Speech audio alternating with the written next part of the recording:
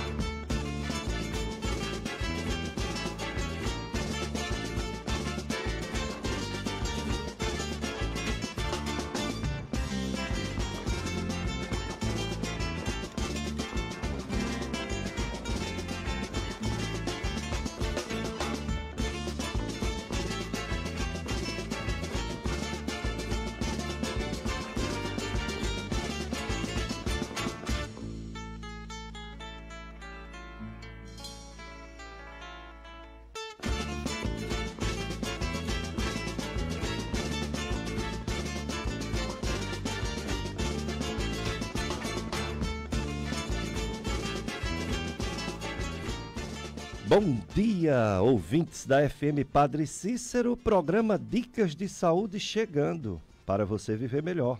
Eu sou Péricles Vasconcelos, médico clínico e do aparelho digestivo, gastroenterologia. E aos domingos estamos aqui na sua companhia até 8h55, porque 9 horas começa a missa, né? A missa transmitida pela Rádio Padre Cícero, daqui de frente da paróquia do Santuário do Sagrado Coração de Jesus. Mas até lá, até às 9, vamos ficar na sua companhia falando de saúde, falando de prevenção de doenças, seguindo as campanhas. Tem muitas campanhas nesse mês de fevereiro, entre elas uma campanha chamada Fevereiro Roxo, sobre o mal de Alzheimer, essa doença que é como uma demência, né, que dá muito esquecimento. Então, nós chamamos um amigo que já esteve aqui na rádio algumas vezes, já está aqui conosco e vou apresentá-lo. É o Dr. Henrique Brito Alencar Alves. Dr. Henrique é neurologista clínico, é neurologista do Hospital Regional do Cariri, do Hospital Maternidade São Vicente de Paulo Barbalha, coordenador do internato de residência de clínica médica do Hospital Regional do Cariri, coordenador da COREM, que é da residência, né, do Hospital Regional do Cariri, clínica, atendimento na Imédica Cariri, que fica ali na Leão Sampaio, caminho de Barbalha. Dr. Henrique Brito. Obrigado, doutor Henrique, por ter aceito nosso convite. Muito obrigado, doutor Péricles. Bom dia a todos os ouvintes da rádio. Agradeço demais o convite e espero poder contribuir de alguma forma. Doutor Henrique é muito conhecido, ele é muito querido, né? Não só pelos pacientes, mas também pelos médicos do Cariri. Quem passa lá pelo Hospital Regional do Cariri fala maravilhas do doutor Henrique, do doutor Gustavo, né? Doutor Gustavo também foi nosso aluno da outra faculdade. Só é tímido o Gustavo. Eu digo, vamos, Gustavo, na rádio. Ele, não, chama Henrique que gosta. O Gustavo é fogo. Nunca consegui trazer ele para cá. Ele é tímido, mas quando você começa a conversar com ele, aí ele fala um bocado. Ele deu uma palestra lá para meus filhos, lá quando eles rodaram no rodízio, que eles chegaram lá falando que não conhecia ele, porque ele, né, ele é só no trabalho, tudo. Aí quando vai dar uma palestra, aí conquista todo mundo. Mas ele é chefe, né? Ele é exemplo para todo mundo. Na verdade, ele é o coordenador do serviço de neurologia do hospital. Aí depois ele saiu agora e tá Saulo também, que é um neurologista muito bom. O Saulo assumiu a coordenação, mas o Gustavo saiu definitivo? Ele saiu da coordenação, ele não continua trabalhando no hospital, mas o coordenador agora é o Saulo. Muito bem, tá bom. Um melhor que o outro. Importante é vocês continuarem. Você também está lá contribuindo sempre, né? Sim. Porque lá tem um serviço de neurologia que é referência em todo o Ceará. Eu digo lá em casa, se eu tiver errado, você me corrija, viu? Eu digo lá em casa o seguinte: olha, no dia que eu amanhecer ou anoitecer com a boca troncha, com a língua tropa, com o lado morto, não me levem para outro lugar, me levem para o Hospital Regional do Cariri, porque só lá que faz o diagnóstico rápido do AVC isquêmico e só lá que tem a medicação própria para o AVC isquêmico. Até onde eu saiba, só tem lá e no Hospital Geral de Fortaleza. Falei alguma coisa errada? Não, falou correto. Na verdade, o que tem de melhor tratamento no mundo é esse negócio que é chamado de trombólise e está à disposição da gente aqui no Cariri. E fora daqui só tem no HGF. Eu fiz residência no Pernambuco e eu posso lhe dizer que aqui no Ceará está anos-luz no Nordeste, sabe? Acho que melhor do que aqui talvez tenha algum serviço em São Paulo. Sul, Sudeste, mas na maior parte do Brasil não tem. E um detalhe importante, o que tem tratamento mais moderno, além desse negócio da trombólise, é você fazer associado um negócio chamado de trombectomia mecânica, que é um tratamento onde o radiologista intervencionista ele vai através da perna, parecido com cateterismo, e ele vai lá no cérebro da pessoa e retira o coágulo que está causando um AVC. Isso é um negócio que não é regulamentado pelo SUS, mas com boa vontade de pessoas, ele consegue ser feito inclusive aqui. Por falar em Gustavo, tem mais ou menos um mês que ele conseguiu, junto com o Dr. Demóstenes, que trabalha no Hospital Santo Antônio, durante o dia, foi uma conjuntura de fatores positivos, eles conseguiram executar ambos os tratamentos e a pessoa deu uma melhorada grande, a pessoa ficou praticamente sem nada de sequela. No Hospital Regional do Cariri ou no São Vicente? Foi no Hospital Regional, porque consegue fazer a maior parte das coisas, e no Santo Antônio, em Barbalha, o Demóstenes faz esse outro procedimento. E aí, conversando um com o outro, sabe quando todo mundo quer resolver o problema? Não existe a regulamentação, não existem os mecanismos institucionais para fazer, mas quando todo mundo quer, o negócio acontece, sabe? E foi um resultado muito bom. Dr. Demóstenes, foi nosso aluno da primeira turma de medicina de Barbalha. É casado com uma prima minha também, a irmã do... Gabriela. Né? Gabriela é a irmã do Paulo Henrique, né? Da Imédica. Exatamente. Exatamente, Demóstenes. Rapaz, eu ia dar aula da gastro e falava de tips, como uma coisa bem longe, né? Coisa dos Estados Unidos, Europa. Sim. Aí depois foram passando os anos, eu São Paulo. Foram passando os anos, eu Fortaleza. E agora o Demóstenes faz. O Paulo... É Paulo César ou é Paulo Sérgio? Paulo César. Paulo César. PC. Paulo César foi lá da Estácio, né? Foi. Faz tips, faz embolia, né? De aneurisma. É incrível, né? Eles são radiologistas intervencionistas, né? Vocês enchem de orgulho a gente, né? Maravilha, que coisa boa. O pessoal chegou agora com uma nova forma, novas diretrizes para o ensino médico, né? Sim. Aí os mais velhos, eu, Franklin, Roberto Mota, aí a gente diz, mas é fogo, né? Não leva em consideração os frutos que já teve, quer mudar tudo.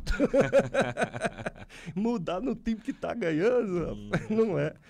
Realmente, tanto da Estácio quanto da FAMED, né, que era o UFC, agora é o UFCA, pessoas realmente extraordinárias, pessoas que cresceram, como você, né, na vida, na profissão, na especialidade e, como diz aquele dito popular, superar os mestres.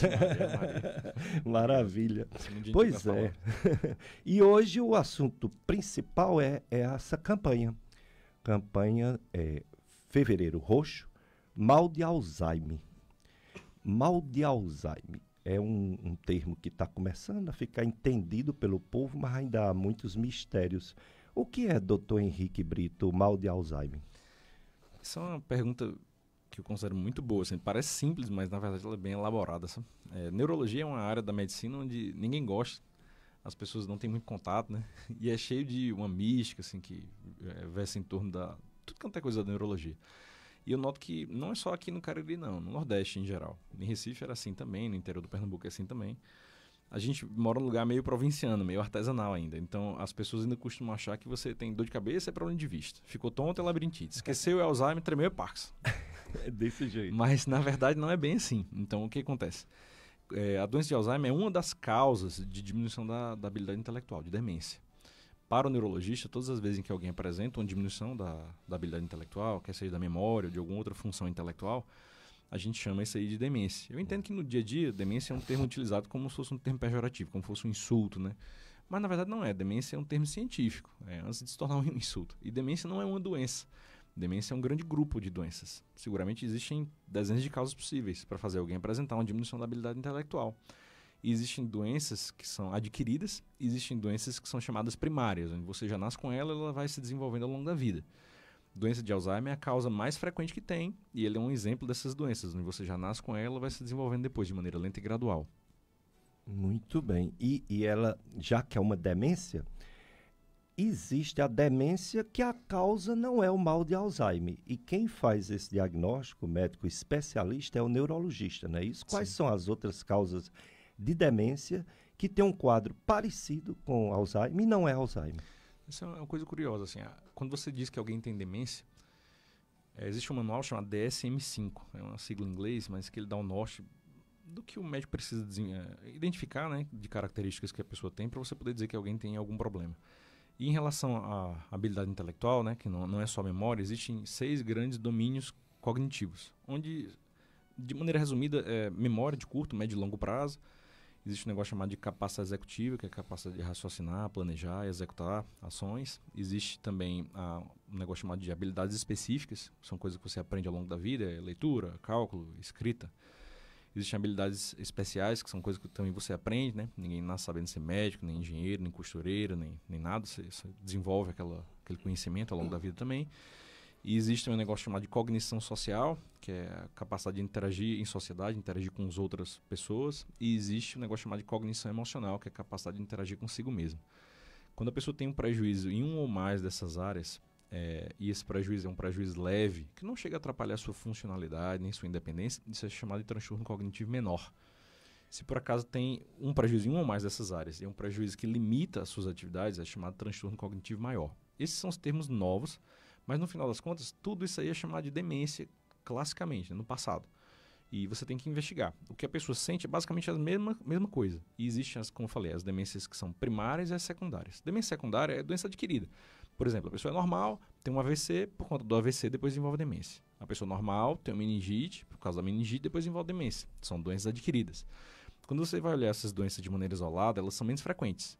Mas quando você soma nesse subgrupo a grande infinidade de doenças que são capazes de machucar o cérebro de alguém e fazer a pessoa desenvolver uma diminuição da habilidade intelectual, esse subgrupo se torna bem frequente. Por outro lado, existem as outras demências que são chamadas demências primárias, onde você já nasce com um problema, o problema aparece mais na frente quando você vai ficando mais velho. Desse tipo existem várias doenças diferentes também, mas a mais comum de todas, que todo mundo já ouviu falar em algum momento ao longo da vida, que é a doença de Alzheimer. Isso significa que não tem como o médico só bater o olho na pessoa uma vez e dizer, é Alzheimer. Não é assim. A primeira coisa que você tem que fazer é investigar para tentar identificar se existe alguma doença adquirida. Se por acaso investigar tudo, não achar nada, existe uma necessidade de investigar doenças emocionais. E se por acaso existe dentro do contexto do desenvolvimento dos sintomas, sintomas que lembrem doenças emocionais, é fundamental tratar doenças emocionais, porque elas por vezes simulam demências, enquanto na verdade não são. Investigou tudo, não achou nada, tratou doença emocional, não melhora, aí sim é possível pensar na possibilidade de uma demência do tipo primária, quer seja doença de Alzheimer, que é mais frequente, ou outras. Então quem vai dizer as características, na verdade, não são os exames. Não existe exame para você identificar se tem doença de Alzheimer, por exemplo. É um diagnóstico de exclusão. E aí, ao longo do tempo, as características que vão surgindo vão permitindo o neurologista dizer se por acaso se trata de doença de Alzheimer ou outras demências primárias.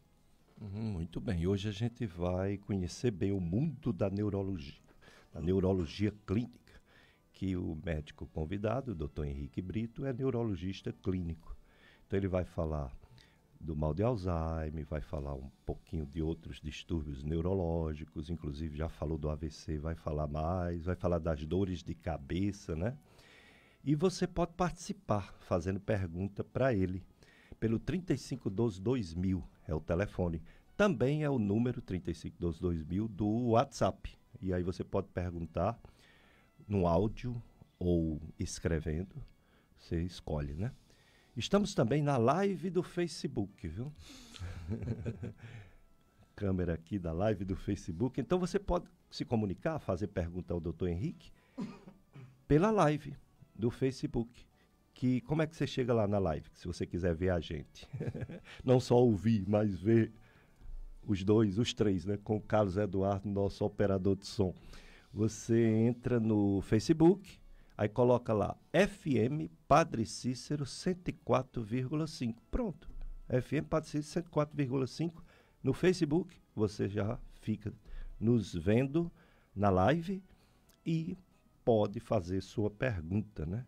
Sobre neurologia, estudo da neurologia. Vou começar logo perguntando ao Dr. Henrique Brito qual a diferença de um médico neurologista, de um médico neurocirurgião, parece fácil, né? Neurocirurgião é o que opera, né? Neurologista clínico é o que não opera.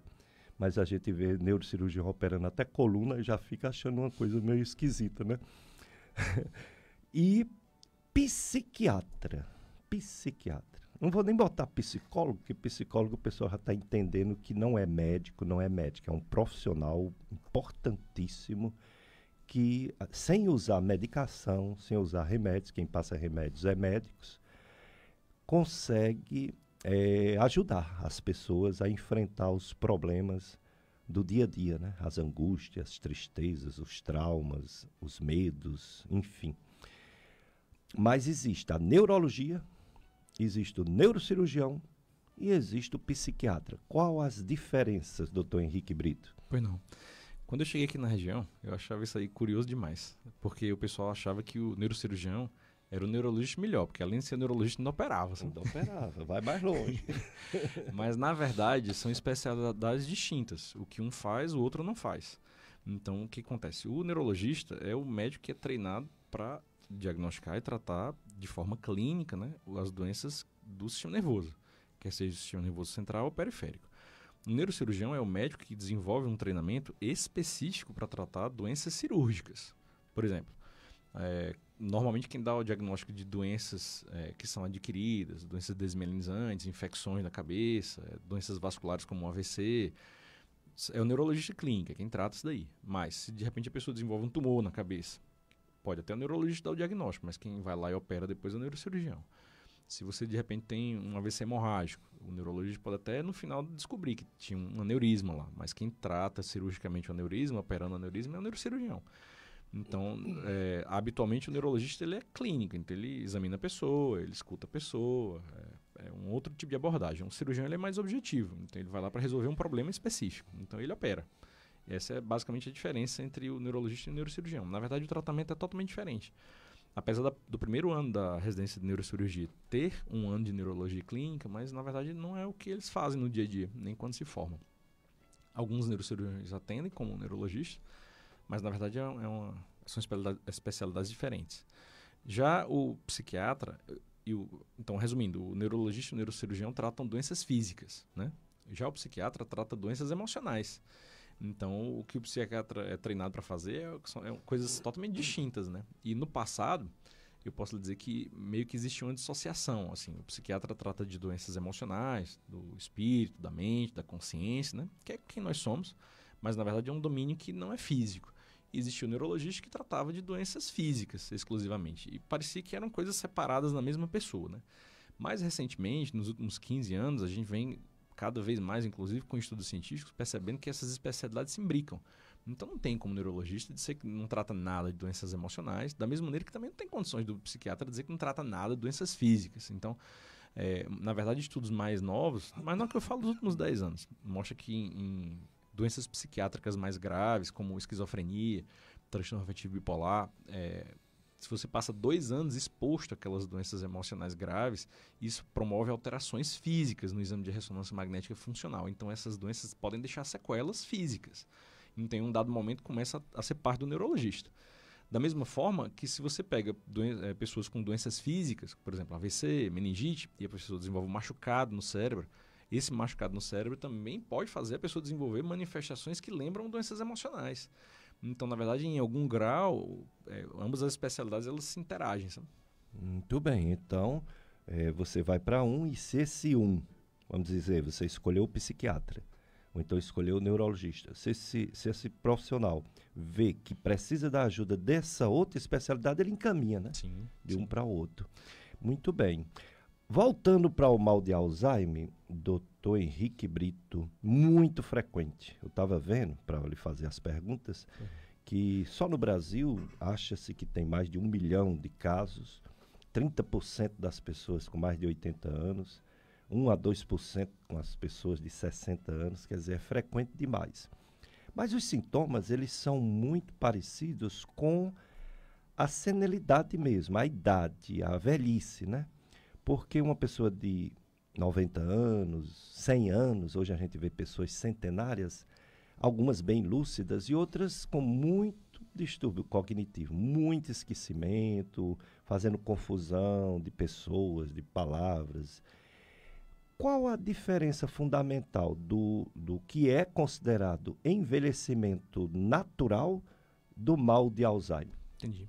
Como eu já tive a oportunidade de falar daquelas coisas no começo, então já dá para ter uma noção. Assim. Quando chega alguém, qualquer pessoa, com uma diminuição da habilidade intelectual, né? Diminuição da memória, etc. Então você tem que investigar. Então a primeira coisa que tem que fazer são exames para tentar identificar se existe alguma razão física, alguma razão adquirida para poder justificar aquilo lá. Se por acaso você investigar e não tiver nada, há a necessidade de identificar se por acaso existem sintomas que lembram doenças emocionais. E é fundamental, se tiver, tratar doenças emocionais, porque isso aí por vezes faz a pessoa melhorar. Se de repente investigar tudo e não achar nada, tratar a doença emocional não melhora, aí significa que pode ser uma demência do tipo primária. Como, por exemplo, o declínio cognitivo, a demência senil, né, que é a diminuição da memória, que é própria da idade. E isso aí acontece naturalmente. Da mesma maneira que também pode ser a doença de Alzheimer ou outras causas menos faladas de demência primária. Como é que você identifica isso aí? É justamente a evolução. Então, o declínio cognitivo, que é próprio da idade, que é o senil, que é o que o pessoal chamava antigamente de esclerosado ou esclerosamento, ele tem uma progressão que é bem lenta, é bem gradual. E habitualmente a pessoa mantém funcionalidade intelectual. Ele não vai piorando das funções, ele não fica dependendo dos outros. E já a doença de Alzheimer ela tem uma velocidade de progressão mais acentuada e ela é contínua. Então, basicamente é isso. A doença de Alzheimer faz a pessoa desenvolver um elevado grau de dependência ao longo do tempo. Mesmo com os tratamentos que a gente tem hoje, você consegue apenas retardar a velocidade de progressão do problema, mas ainda continua o carro andando. E chega um determinado momento onde a pessoa começa a precisar de auxílio, de ajuda.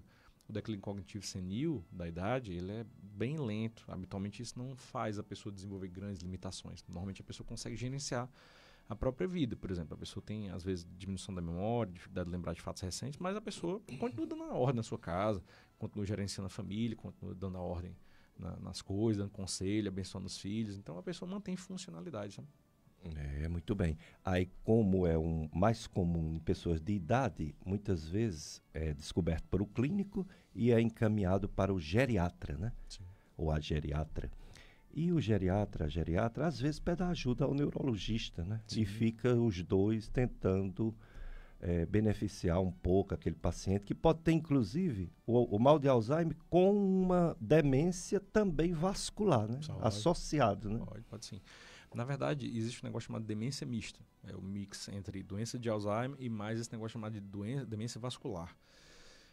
Conforme disse no início, né, a gente sempre tem que identificar se existe alguma razão adquirida. E esse negócio chamado de demência vascular é relativamente frequente. É uma das causas mais frequentes das causas adquiridas. Então, com a frequência elevada, você tem que tratar as duas coisas. É por isso que quando você vai tentar identificar a doença de Alzheimer, às vezes o pessoal não entende. Você precisa pedir o exame do sono, precisa pedir o exame do coração, exame para estudar as artérias do pescoço. Então, muitas vezes o pessoal fica perguntando o que tem a ver o coração com a cabeça. Mas, na verdade, tem muito, porque existe uma associação em conjunto muito grande dessas condições. Se você, de repente, só quer tratar a doença de Alzheimer, que, na verdade, o tratamento não cura o problema, ele só tenta frear, diminuir a velocidade de progressão, e você não trata outra coisa, aquela outra coisa vai aumentando. E aí vai fazendo o problema piorar. É verdade. Então, além do mal de Alzheimer, que tem uma campanha nesse mês de fevereiro, fevereiro roxo, mal de Alzheimer, hoje é o Dia Mundial da Síndrome de Asperger. Não sei se é assim se pronuncia. Asperger? Asperger. O que é, doutor Henrique, síndrome de Asperger? Hoje em dia se fala muito do autismo. E o que acontece é que, na verdade, autismo é uma doença única. É uma doença bem determinada, tem características que são específicas, mas, na verdade, quando alguém chega com um problema que lembra autismo, os profissionais normalmente chamam aquilo ali de transtorno do espectro autista, porque, na verdade, tem muitas outras doenças genéticas que podem fazer a pessoa desenvolver sintomas semelhantes. Então, é parecido com demência. Então, você chega lá, a pessoa chega com demência, então pode ser um monte de coisa. Pode ser doença de Alzheimer? Pode. Pode ser doença vascular? Pode ser um monte de outras doenças. Mas aí, quando você vai investigando, no final você consegue bater o martelo da causa do problema. O autismo, quando ele chega lá no momento inicial, aquilo ali é chamado de transtorno do espectro autista. Pode ser um monte de doenças diferentes. E o Asperger é uma causa de transtorno do espectro autista muito frequente. Então, existe o autismo, propriamente dito, a doença, mas a segunda causa mais frequente é esse negócio chamado Asperger. Então, é um tipo de doença genética que faz a pessoa desenvolver um quadro bem parecido. A diferença de um para o outro é que, normalmente, o Asperger ele tem características bem parecidas, mas ele tem uma funcionalidade maior. Normalmente, o Asperger ele é mais brando, então as pessoas têm um potencial de recuperação maior. Muito bem. Pois é, nós vamos para o nosso primeiro bloco de apoio cultural. Depois a gente volta com mais perguntas para o Dr. Henrique Brito. Você também pode participar fazendo perguntas. Daqui a pouco a gente retoma a nossa entrevista. Fraternidade e amizade social. Vocês sois todos irmãos e irmãs. Mateus 23, 8. Campanha da Fraternidade 2024.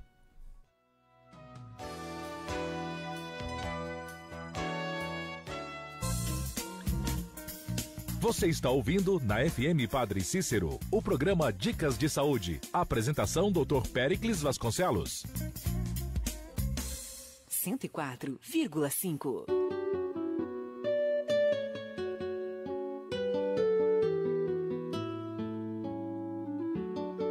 Quaresma, tempo de conversão.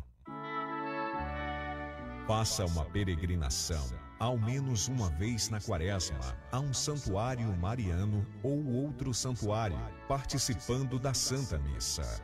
FM Padre Cícero e você, em Retiro Quaresmal.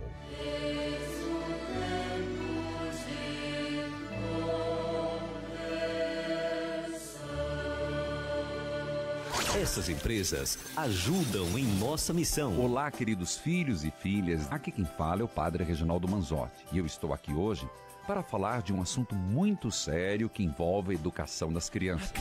Na hora de matricular o seu filho ou sua filha, pense nos valores e conhecimento que eles vão levar não somente para o vestibular ou para a universidade, mas para toda a vida.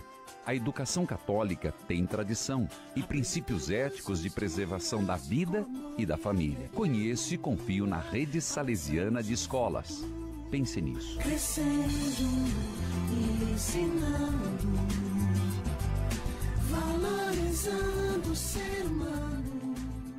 Fisiotrate, fisioterapia além do choquinho e gelo. Se você busca uma fisioterapia que lhe dê resultado, temos o atendimento para você. Fisioterapia, pilates e estética. Fisiotrate, Rua Santa Luzia, 1729, bairro São Miguel, em Juazeiro do Norte. Visite o nosso Instagram, @Fisiotrate Cariri. Contatos 3511-1506 e o WhatsApp 98812-3327. Direção Doutora Isabel Torres. Fisiotrate, fisioterapia além do choquinho e gelo. Já imaginou tirar do papel aquele sonho de falar outro idioma? Com o CNA, você não precisa imaginar, você pode acreditar. Tudo porque o CNA tem o curso de inglês ou espanhol em que você aprende falando sobre os assuntos que mais gosta, na sala de aula ou online. Ainda conta com certificados internacionais que abrem portas do mundo todo. Venha para o CNA Juazeiro do Norte. Telefone WhatsApp 3512-0505. Matricule-se já.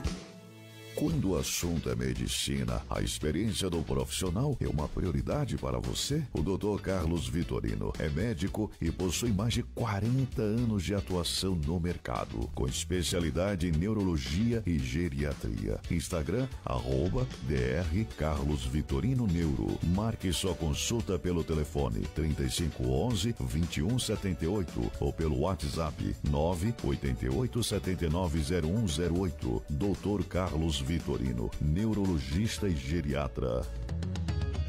Fevereiro chegou com clima de sossego no maior parque aquático do interior do Nordeste.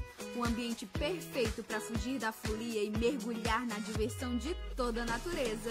Vem aproveitar nossas atrações aquáticas, comida boa, massagem gratuita e oficinas infantis. Arajara Parque, a floresta mostra sua beleza. Arajara Parque, diversão de toda a natureza. Siga a nossa FM Padre Cícero nas redes sociais. @FM Padre Cícero no Instagram e FM Padre Cícero 104,5. Nossa página no Facebook. E você pode ouvir a FM Padre Cícero ao vivo e em qualquer lugar através do site www.fmpadrecícero.com.br. Eduque e evangelize o mundo com a FM Padre Cícero. 104,5. Louvor a vós, ó Cristo Rei.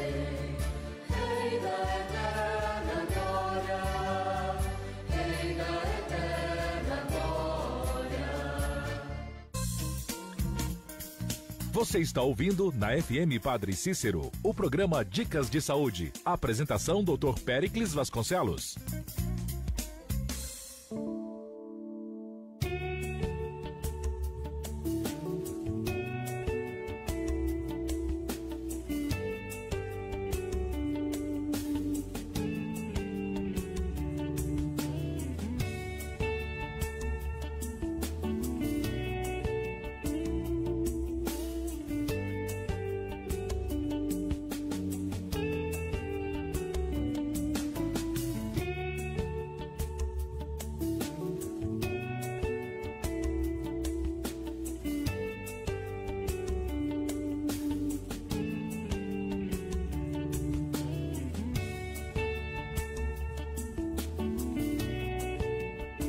Dicas de Saúde FM Padre Cícero, a rádio que educa e evangeliza. Domingo, dia do Senhor, daqui a pouco a missa, né, transmitida pela FM Padre Cícero, quem não pode ir para a missa.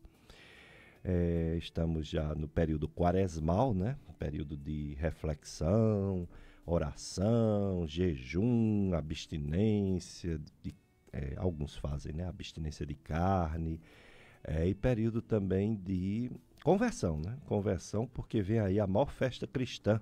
Não é o Natal, é a Páscoa. A Natal, ela tem mais apelo social, mas é a segunda maior festa cristã. A primeira é a Páscoa. E a preparação para a Páscoa são 40 dias que a gente chama de quaresma. Aí tem essa campanha da fraternidade e amizade social, que significa ser amigo de todos, porque todos somos irmãos e irmãs, como disse Jesus em Mateus 23:8, você não é só amigo do seu parente, do seu vizinho ou do seu conhecido do trabalho, né? Você é amigo de toda a humanidade, porque nós só temos um pai, né? E todos somos irmãos. É a campanha da Fraternidade 2024, deste ano, portanto. E hoje o programa tem a satisfação de receber um médico muito conhecido aqui no Cariri, é o Dr. Henrique Brito. Ele é neurologista, trabalha no Hospital Regional do Cariri, muita gente já passou por ele, às vezes a pessoa nem sabe que passou por ele, né? Teve um atendimento espetacular, porque lá, se você tiver esses sintomas que eu falei de AVC, aqui no Cariri, ou qualquer lugar do mundo, e você tiver dinheiro, e você for atrás do diagnóstico, demora demais. Sim. Não é? É verdade. Só no Hospital Regional do Cariri, que aliás esse diagnóstico tem que ser em menos de 4 horas, o Henrique vai já falar, doutor Henrique vai dizer por quê. E ele lá no Hospital Regional do Cariri faz uma tomografia computadorizada com contraste imediato. Imediato que eu falo, quando o paciente for examinado, se vê que realmente tem sinais de AVC. Não é isso, Henrique? É verdade. Na verdade, se alguém tiver esses sintomas que o senhor falou, né, que é o rosto torto, né, o rosto assimétrico, quando for falar, tiver dificuldade de articular as palavras, né, voz mais emboloada, e uma fraqueza de um dos lados, isso daí são sinais mais comuns de AVC. Na verdade, se você tem essas três coisas, isso aí tem uma chance de aproximadamente 82% de se tratar de um AVC. Isso é tão comum que, na verdade, a gente fala, isso aí não é acaso. Foram criadas escalas de avaliação pré-hospitalar do AVC, que são aplicadas por qualquer pessoa.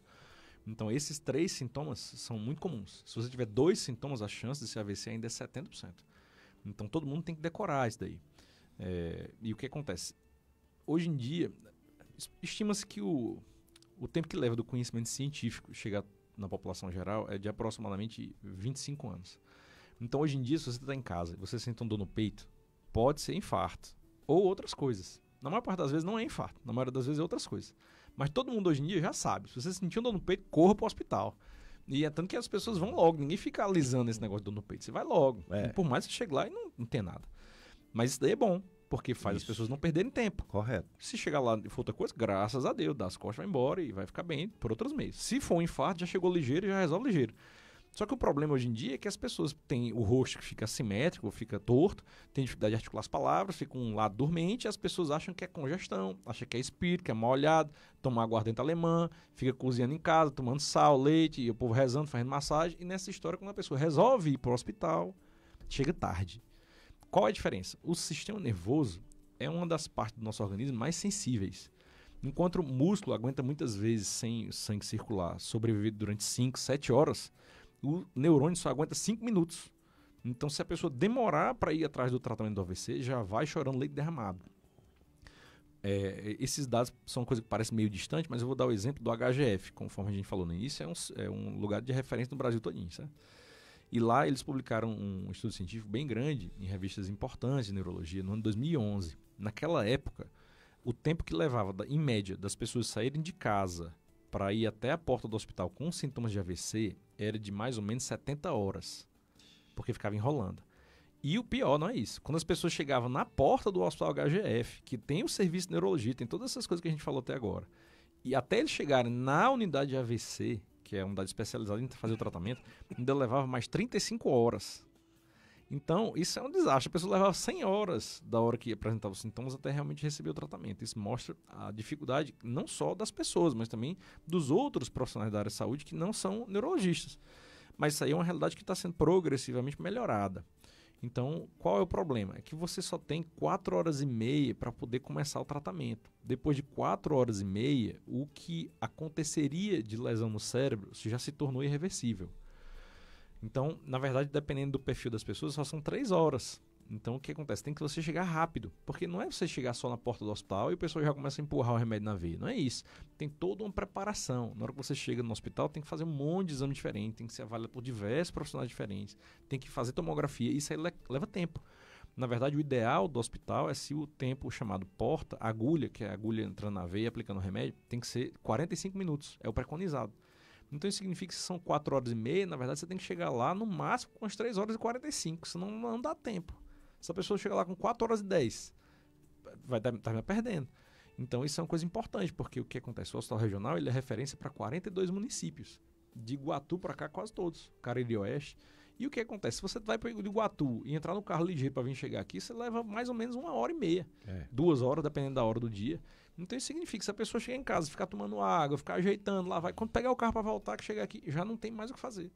Então a quantidade de pessoas que chegam com AVCs no hospital e que não têm a oportunidade de fazer o tratamento, ela é muito maior. O hospital faz muitas trombólises, que é o nome desse procedimento, sim, mas talvez sejam uns 10% ou menos das pessoas que chegam. 90% das pessoas não fazem. Isso não quer dizer que não tem nada para fazer. Existem muitas outras coisas. Em especial, nas primeiras 72 horas, é recomendado que a pessoa fique internada no hospital e fique internado exclusivamente na unidade de AVC, que é uma unidade dedicada a isso daí e que tem uma série de cuidados diferentes, além desse tratamento, para poder fazer a pessoa melhorar. Para você ter ideia, se por acaso a pessoa é atendida no hospital e ela só vai para a unidade de AVC, mesmo sem fazer a trombólise, isso aí já faz haver uma diminuição da mortalidade em 18% e uma diminuição da morbidade, que é as sequelas, né, em 36%. Só porque a pessoa está lá. Então, são cuidados outros que você tem que normalmente os outros serviços de saúde não têm. Então, apesar da pessoa não poder fazer a trombólise, mas tem muita coisa que precisa ser feita. Então, mesmo que perca essa janela, vá para o hospital. E se você realmente quiser fazer pagando em outro lugar, não tem. É verdade, não tem mesmo. Você está com dinheiro na mão, mas daqui que você marca o exame, faça o exame e receba o resultado, bom, impossível conseguir antes de 4 horas um negócio desse. Não consegue nem em 24 horas, quanto mais em 4 horas. E lá no regional, no hospital regional, você consegue, se você não ficar em casa achando que foi porque abriu a geladeira e teve uma congestão, né? Outra coisa, além do preparo do paciente, tem o diagnóstico, porque já pensou se o AVC, em vez de ser isquêmico, for hemorrágico, aí não pode usar essa medicação, não é isso? É verdade. Inclusive, algumas pessoas confundem, assim, né? Neurologia é uma especialidade artesanal. Então, para você poder dizer o que a pessoa tem e tratar da maneira correta, na verdade, depende muito mais do que você conversa com o médico examina a pessoa, muito mais até que exames complementares. Então, quando você chega no hospital e vai fazer a tomografia, e precisa fazer a tomografia, o intuito da tomografia não é mostrar o AVC. O intuito da tomografia é provar que não é hemorrágico. Então, ela tem uma função bem determinada. Na verdade, a gente espera que a pessoa chegue lá e faça a tomografia e ela seja normal. Porque nas primeiras 6 horas, a tomografia é normal mesmo. Então, o que você quer lá é fazer a tomografia, mostrar que não tem AVC hemorrágico e correr para a unidade de AVC para poder fazer o procedimento, né? Exatamente. Olha o pessoal participando da live, o pessoal está chegando aqui.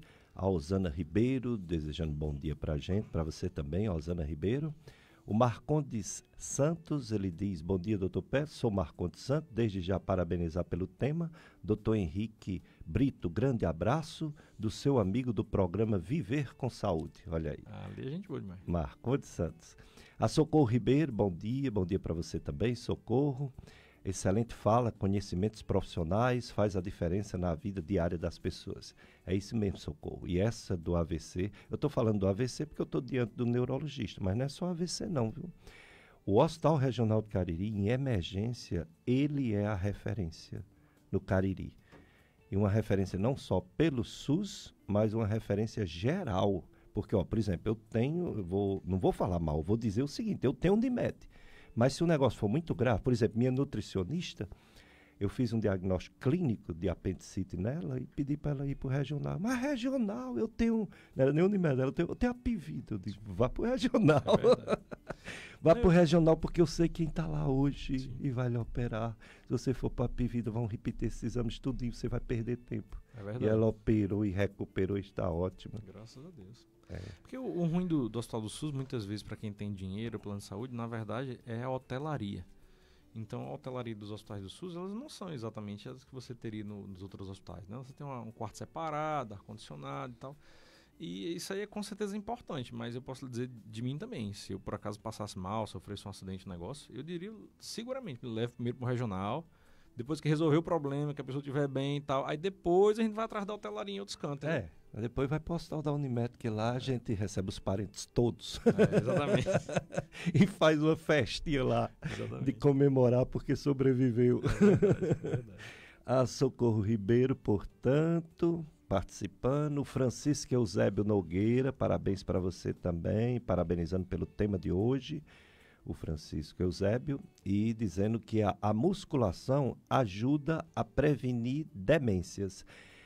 Eu já ouvi falar disso também. Doutor Henrique Brito, tem evidências científicas que a atividade física diminui demências? Tem. Na verdade, eu posso lhe dizer que se todo mundo pudesse fazer uma alimentação saudável, natural, balanceada, pudesse beber água o suficiente, fazer exercício físico com regularidade. Dormir bem, um sono reparador, saudável, de qualidade, sem nenhum problema de sono, e ao mesmo tempo pudesse reduzir estresse, isso aí fazia 80% das doenças do mundo se acabar.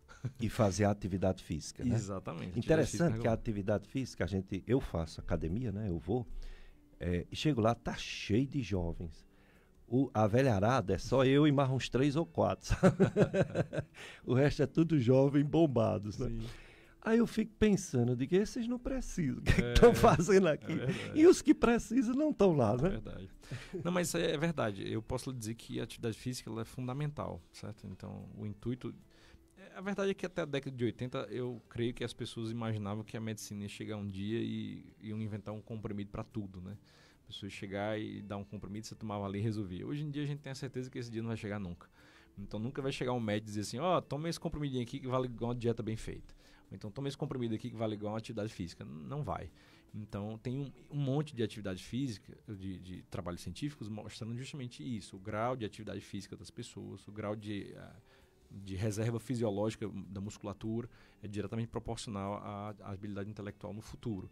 Então, quanto mais bem preparo físico, menor a chance da pessoa desenvolver demências. Da mesma maneira que desenvolver um monte de outras doenças, especialmente do aparelho cardiovascular. Então, eu diria que sim. Claro que quando a gente fala de demência, né, as pessoas às vezes queriam meios de você poder não ter prevenido a demência. Na verdade, a gente sabe que mesmo o preparo intelectual, a atividade física, a alimentação, essas coisas, não mudam o fato da pessoa ter a incidência de Alzheimer ou outras demências primárias. O que esses fatores todos fazem é retardar o desenvolvimento.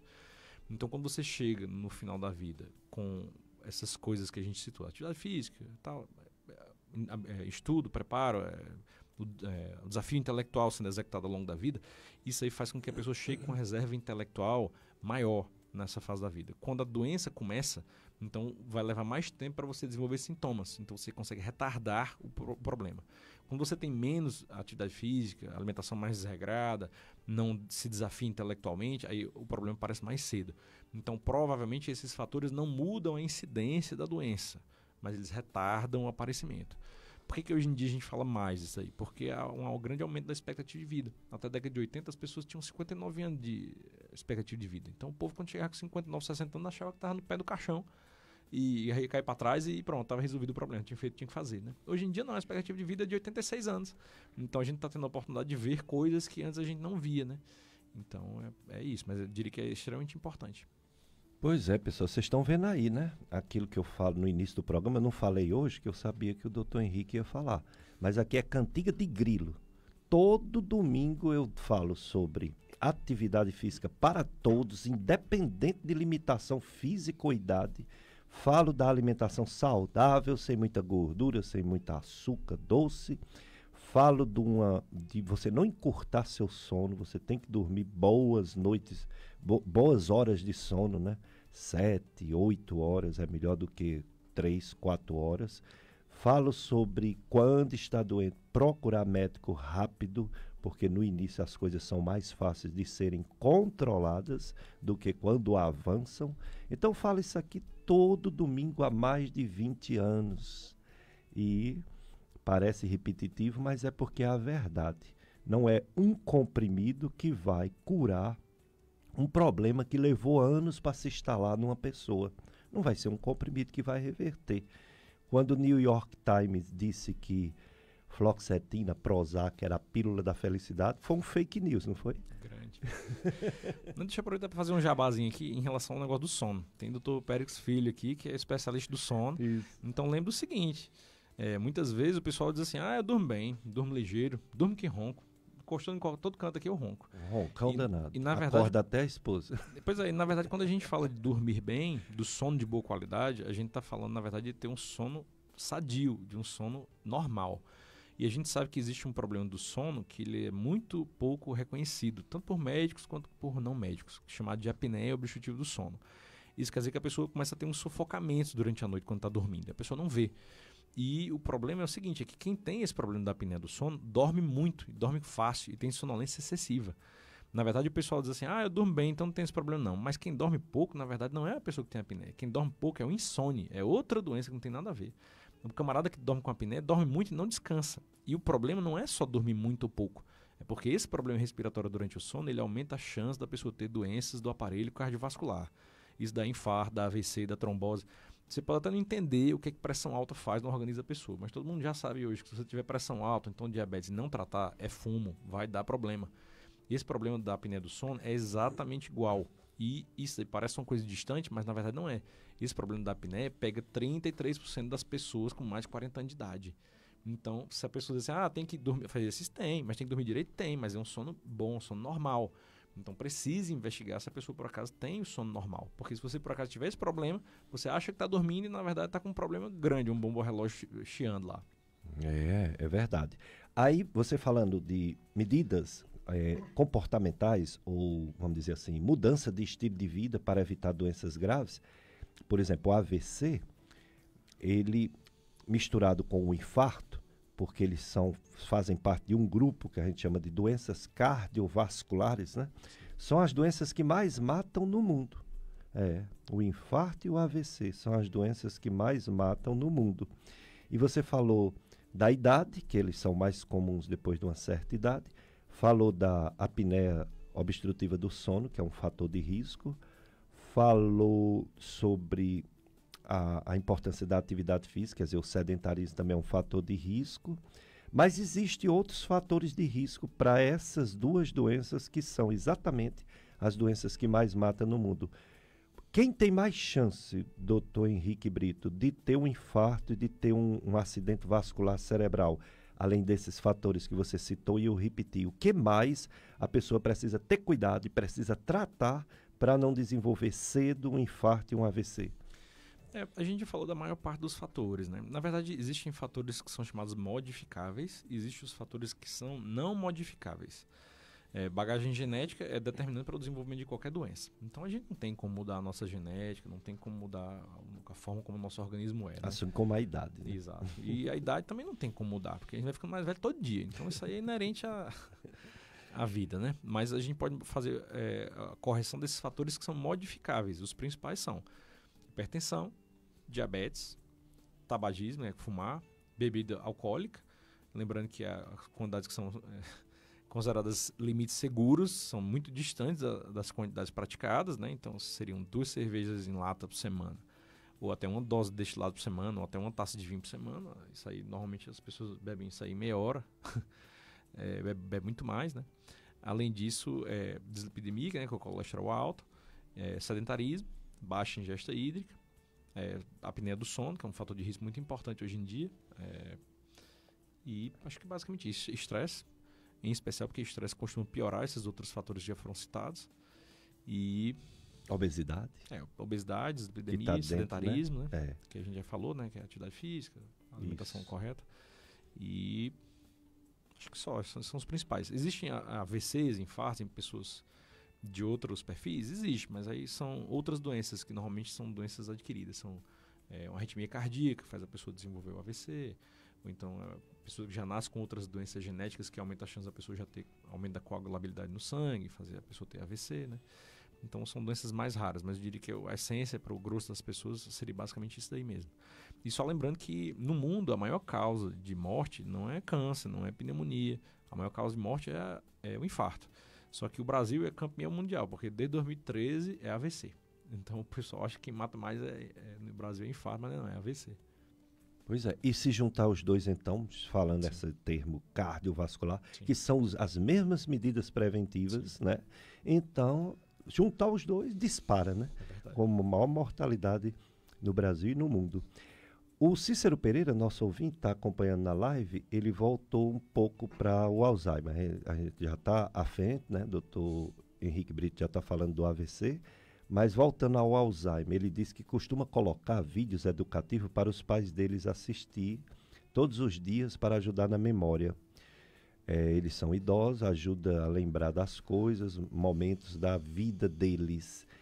Ajuda mesmo, doutor Henrique? Tem evidência científica sobre fazer palavras cruzadas, ler livros, assistir filmes, assistir vídeos da família? Pode ajudar? Rapaz, essa é uma pergunta muito boa. Eu vou lhe dizer de uma maneira bem direta. Não. O que acontece? Quando eu estava na residência, eu achava uma coisa curiosa, porque existe uma grande propaganda de uns vídeos da Xuxa, educativos, que você colocava a criança na frente do vídeo lá e a criança ia aprender a ser alfabetizada mais rápido, fazer conta, falar inglês. Era uma moda que existia na época lá, sabe? E eu tinha um sobrinho, ainda tenho, chamado Lucas. E na época ele era recém-nascido. E eu, inocentemente, estava começando a estudar neurologia e via essa propaganda e eu achava a ideia muito boa, sabe? De eu botar o menino na frente da televisão sem ter você mesmo trabalho, né? E ligar lá e a criança ser bem alfabetizada, ia se desenvolver, ia aprender a falar inglês e tal. Eu digo, opa, essa idade é boa. Eu comprei esse danado desses vídeos de presente, sabe? Mas foi um presente de grego. Porque o que acontece hoje em dia para crianças, a gente sabe que, na verdade, até 2 anos de idade, a criança tem que ter exposição zero a telas. Tanto de vídeo, televisão, celular, computador, tablet, o que for. A exposição é zero, porque isso está associado a um maior desenvolvimento de retardo do desenvolvimento intelectual nas crianças. Não necessariamente vai fazer a pessoa ser autista, nem transtorno do espectro autista, mas faz as crianças terem retardo. Isso aí é límpido como a água, é claro. Não pode criança até 2 anos de idade ver nada de tela. E depois tem algumas recomendações que vão aumentando a quantidade possível de tempo para a exposição de tela, que vai até mais ou menos os 8 anos de idade. Mas isso aí atrapalha o desenvolvimento, isso aí dá doença. Isso aí tanto é ruim para a criança quanto é ruim para a pessoa idosa. Então, na verdade, quando você me pergunta assim, o que é bom para a pessoa aumentar a sua reserva intelectual? Se chama desafio intelectual. É a pessoa fazer coisas que você se sente desconfortável. Porque o que acontece? Quando você, por exemplo, às vezes eu, no consultório estou conversando com alguém, as pessoas eu sou professor, eu me desafio intelectualmente a vida toda. Eu digo, rapaz, eu sou professor também. E eu vou lhe dizer que isso aí não é verdade. Quando você vai dar aula a primeira vez, aí você lê, estuda, quebra a cabeça, tem dificuldade, fica nervoso, não dorme, chega lá no outro dia, se programa para falar tudo, fala só uns 70% do que você pensou, não sai direito, o entendimento você vê que não é tão bom, os alunos ficam balançando a cabeça sem saber. Aí quando você vai no outro ano dar aula do mesmo negócio, aí você estuda, tem dificuldade ainda, mais um pouco menos, lá vai 3 vezes, já melhorou mais uma coisinha, na 4ª, 5ª, 6ª vez, aí fica zerado. Falta energia, você dá aula até sem energia no escuro. Então isso significa que quando você começa a executar alguma atividade no começo, e é uma atividade nova, isso aí faz a pessoa ter que quebrar a cabeça, isso é chamado de desafio intelectual. E da hora que a pessoa vai fazendo aquilo ali tem um potencial de fazer você ir melhorando a sua habilidade intelectual. É igual a musculatura. Você chega para fazer exercício físico na academia, começa puxando o peso, dá dor, fica todo engembrado, é ruim. Mas depois vai indo. Se você não for aumentando o peso, daqui a pouco você fica contando piada, levantando o peso lá e não faz mais diferença. Então é a mesma coisa, tem que ser desafio intelectual. Então, você tem que ficar mudando a atividade. Por exemplo, a pessoa, eu sou professor de matemática. Vai dar aula de português para ver se dá certo. Não, agora eu sou de português, vá dar aula de história. Ou então a pessoa, não, eu sou professor de português, vá dar aula de inglês, vá aprender uma língua, vá fazer um artesanato, vá aprender um instrumento musical, vá fazer outra atividade que você não fazia. Se você gostar, entra na igreja, tem que fazer alguma coisa diferente. Então, ficar só na frente da televisão, vendo vídeo, isso aí, na verdade, eu posso dizer que tem um potencial de fazer piorar. Porque é uma atividade completamente passiva. Então a pessoa não vai estar tendo desafio nenhum, a pessoa vai estar olhando para frente lá e assistindo um vídeo. Se ela estiver só de corpo presente olhando lá para frente, pensando em outras coisas, aí é que é passivo mesmo. Então eu diria que ele deve ser desafiado intelectualmente dentro das possibilidades, né, de cada um, tentar buscar atividades novas. Muito bem, é o doutor Henrique Brito, neurologista clínico. Isso aí que ele falou é muito importante. Não deixe as crianças com o celular, as pequenininhas, né? Com o celular, com a televisão o dia todo, né? Com o vídeo o dia todo, o computador o dia todo. Lá em casa, quando chega o filho, né, do Péricles, filho da Andressa, a gente tá no quarto, eu e Cicinha, assistindo alguma série, né, televisão. Quando chega o Moisés, pum, desliga a televisão. Senão o Péricles filho vem, não pode. A gente já desliga a televisão para receber o Moisés. Até a gente desligar, ele fica... olhando para a tela e tentando falar como que diz, como aqui é bonita, que é cheio de luzes, né? Mas é prejudicial, né? Então temos que ter essa consciência. Vamos para mais um bloco de apoio cultural, depois a gente volta com mais perguntas para o doutor Henrique Brito, neurologista clínico.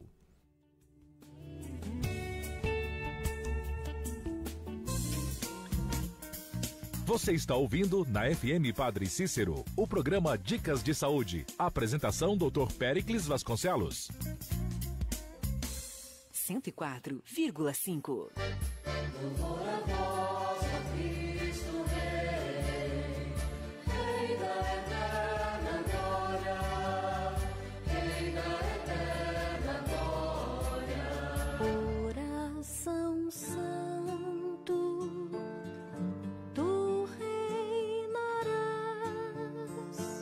Atenção para os horários de missa no Santuário Sagrado Coração de Jesus, Salesianos em Juazeiro do Norte, Ceará. Segunda a sexta-feira, missa às 6, 16 e 19 horas. Sábados, missa às 6 e 18 horas. Domingos, missa às 6, às 9, às 11h15, às 16 e 19 horas. Mais informações, WhatsApp 988686749. Acompanhe o santuário pelas redes sociais, Facebook, Instagram e YouTube. Igreja Salesianos Juazeiro.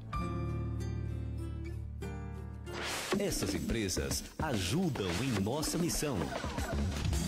A saúde dos seus olhos depende de realização de exames periódicos. O Dr. Diacir Andrade de Oliveira, oftalmologista, realiza cirurgia de catarata com implantes de lentes de contato, ultrassonografia ocular e biometria ultrassônica. Rua São José 618 Centro, em Juazeiro do Norte. Contatos 3512-6212 e o WhatsApp 98803-7294. Dr. Diacir Andrade de Oliveira, oftalmologista. Casa das Tintas. Lá você encontra tintas imobiliária e automotiva, material para funilaria, complementos para pintura e muito mais. Vá conferir as super ofertas da Casa das Tintas. Rua São Pedro 1799, Salesianos, Juazeiro do Norte. Telefone 3512-9020. WhatsApp 99990-6168. Instagram @Casa das Tintas Juazeiro. Casa das Tintas, colorindo seus sonhos. Atenção, servidores efetivos do município de Juazeiro do Norte. Informamos que esta é a última semana para a realização do censo previdenciário. Última semana para a realização do censo previdenciário obrigatório para todos os servidores efetivos, ativos, inativos e pensionistas do Executivo e do Legislativo. Será realizado até o dia 23 de fevereiro de 2024. Atenção! A não realização do censo resultará na suspensão do pagamento. Repito, a não realização do censo resultará na suspensão do pagamento. Informe-se pelo site previgiuno.censoprevidenciario.app.br ou fale conosco pelo telefone WhatsApp DDD 88 99738 5723. Esgotamento sanitário é mais saúde para você, cratense. O esgoto tratado evita doenças, reduz ratos e baratas e colabora para a preservação das nossas riquezas naturais. Por isso, a Ambiental Crato tem um compromisso de proporcionar mais saúde e bem-estar através de esgotamento sanitário. Juntos, construímos um futuro com mais saneamento, valorizando a nossa terra e a nossa gente. Ambiental Crato. Nossa natureza movimenta a vida.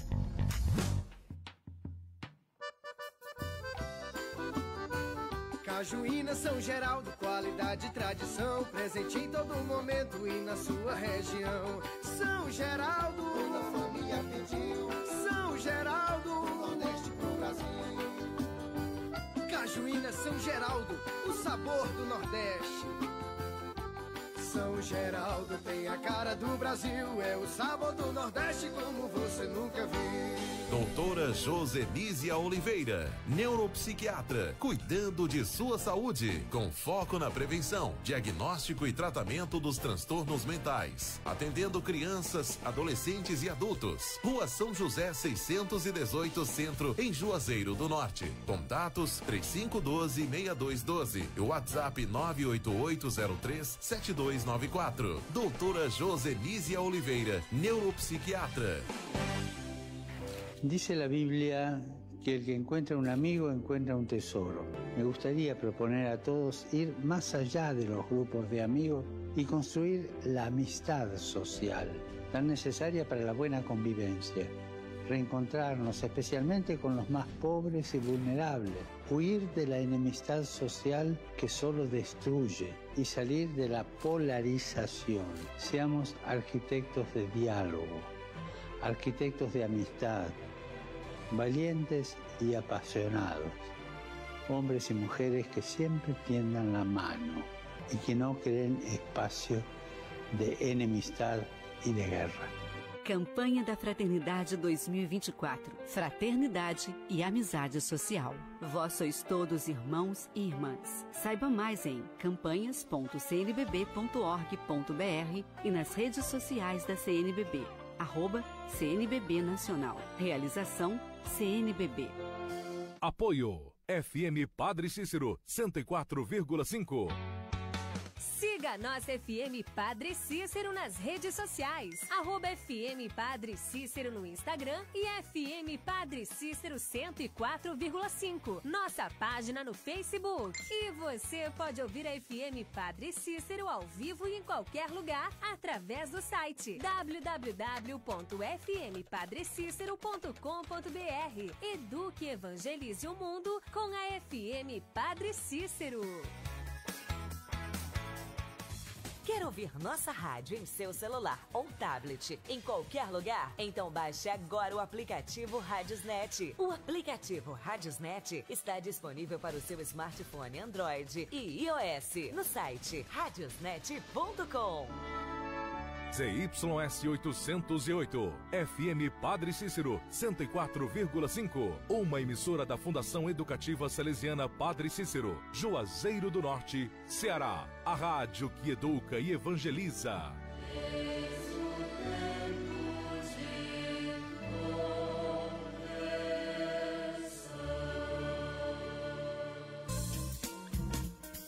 Você está ouvindo na FM Padre Cícero o programa Dicas de Saúde. Apresentação Dr. Péricles Vasconcelos.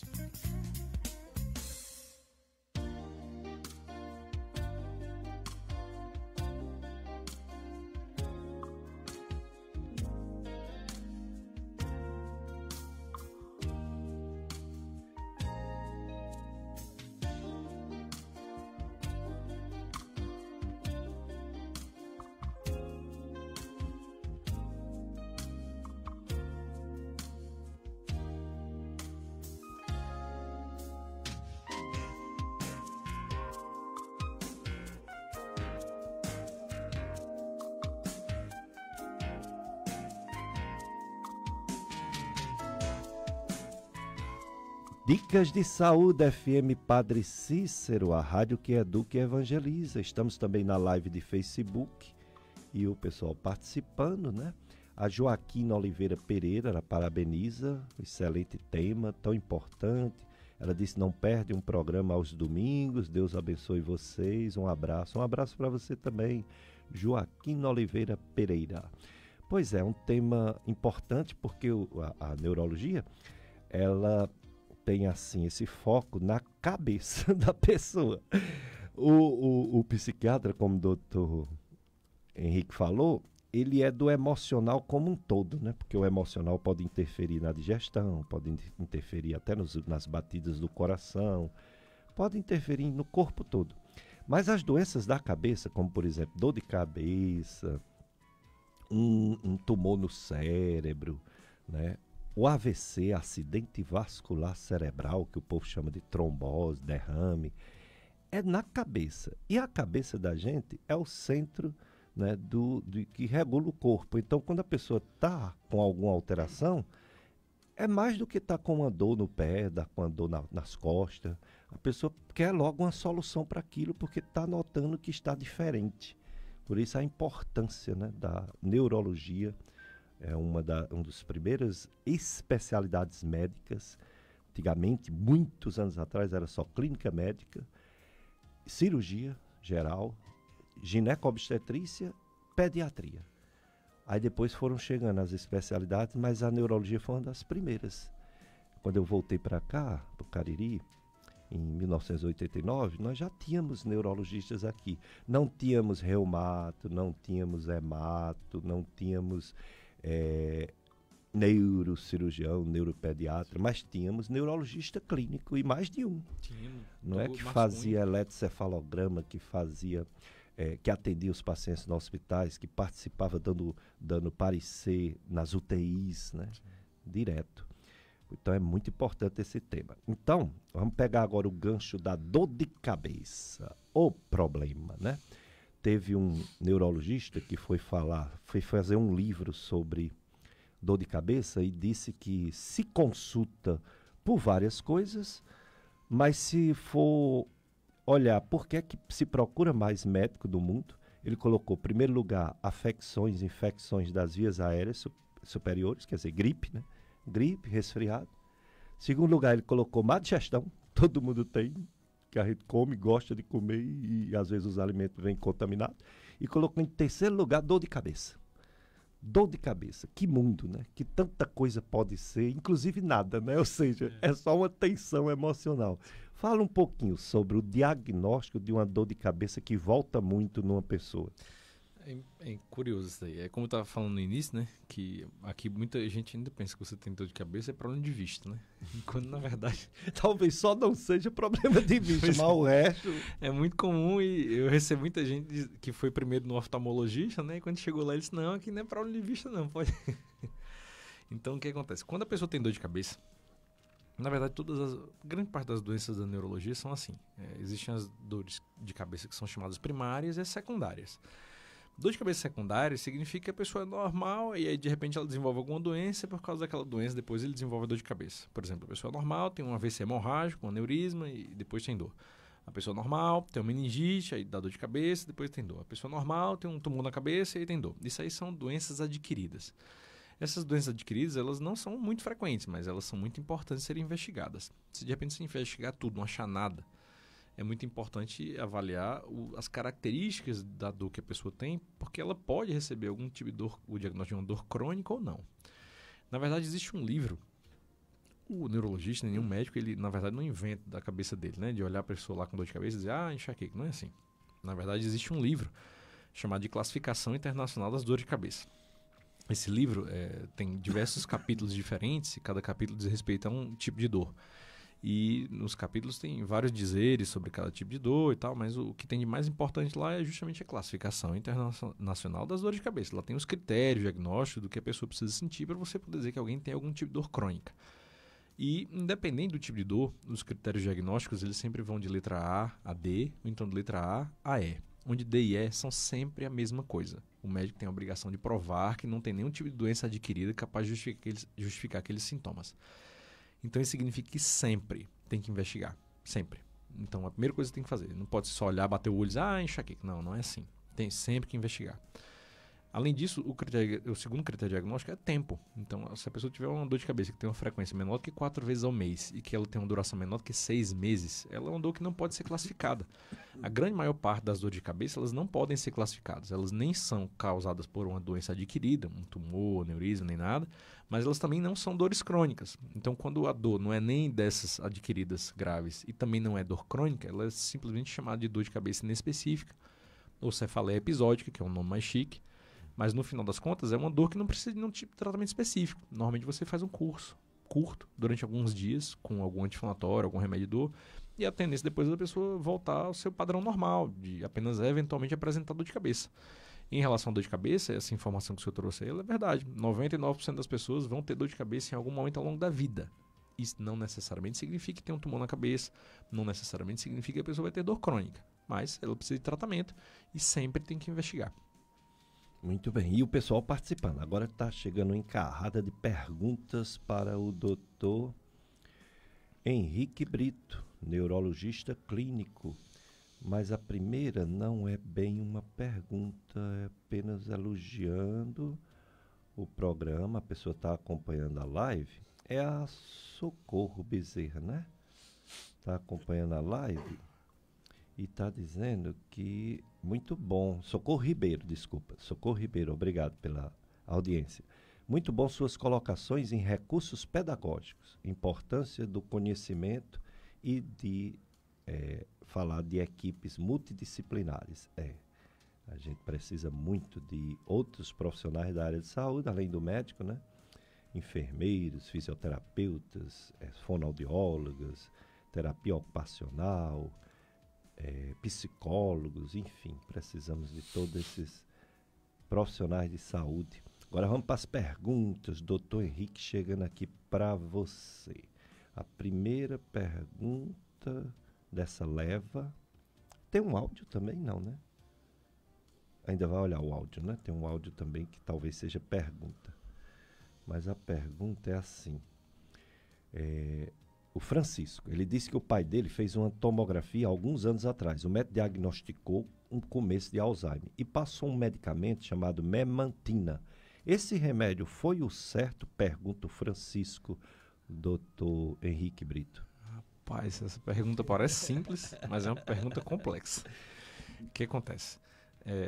Tomografia parece ser um exame muito bom, diferente, mas na verdade para a neurologia ele é um exame de baixo detalhamento anatômico e que não dá noção de função nenhuma do cérebro. Então eu posso dizer que tomografia não é o melhor exame para identificar demência e outras doenças mais elaboradas. Então quando você faz uma tomografia da normal, isso é bom para dizer que não tem um tumor, é bom para dizer que não tem uma hemorragia na cabeça, para dizer que não tem nenhuma doença grosseira, sabe?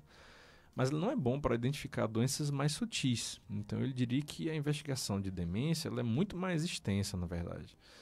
Então, eu lhe diria que provavelmente ele vai precisar investigar mais.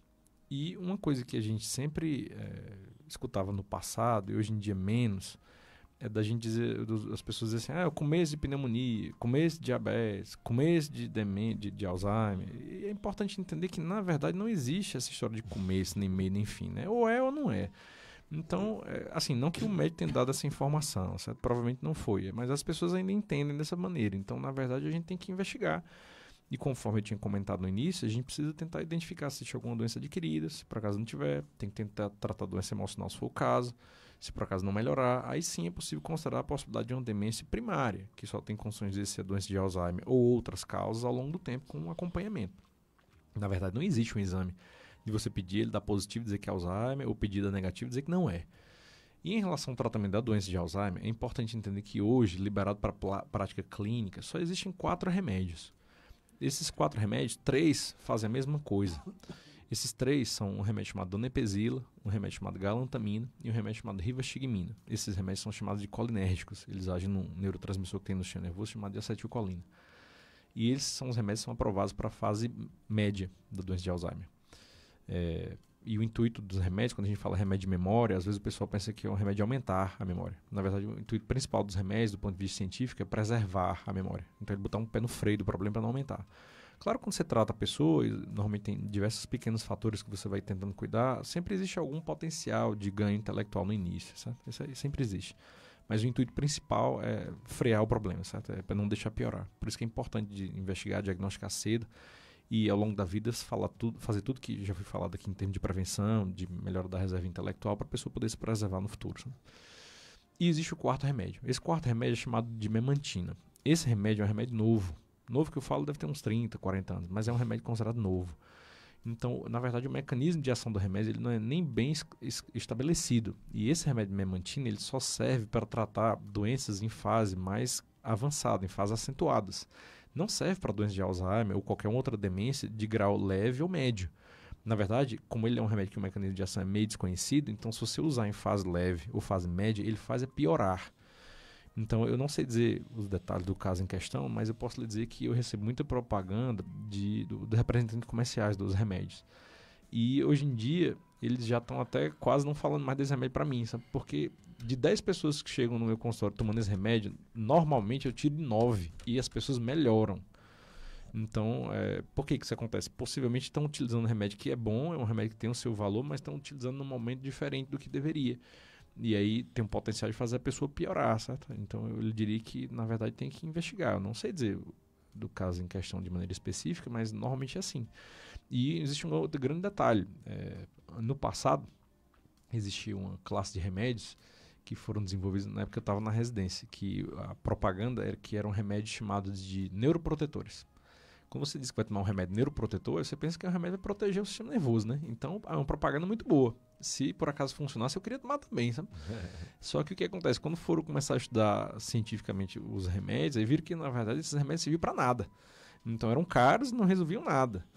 Quando você vai tratar doença de Alzheimer, existe um remédio no passado chamado Oxigem.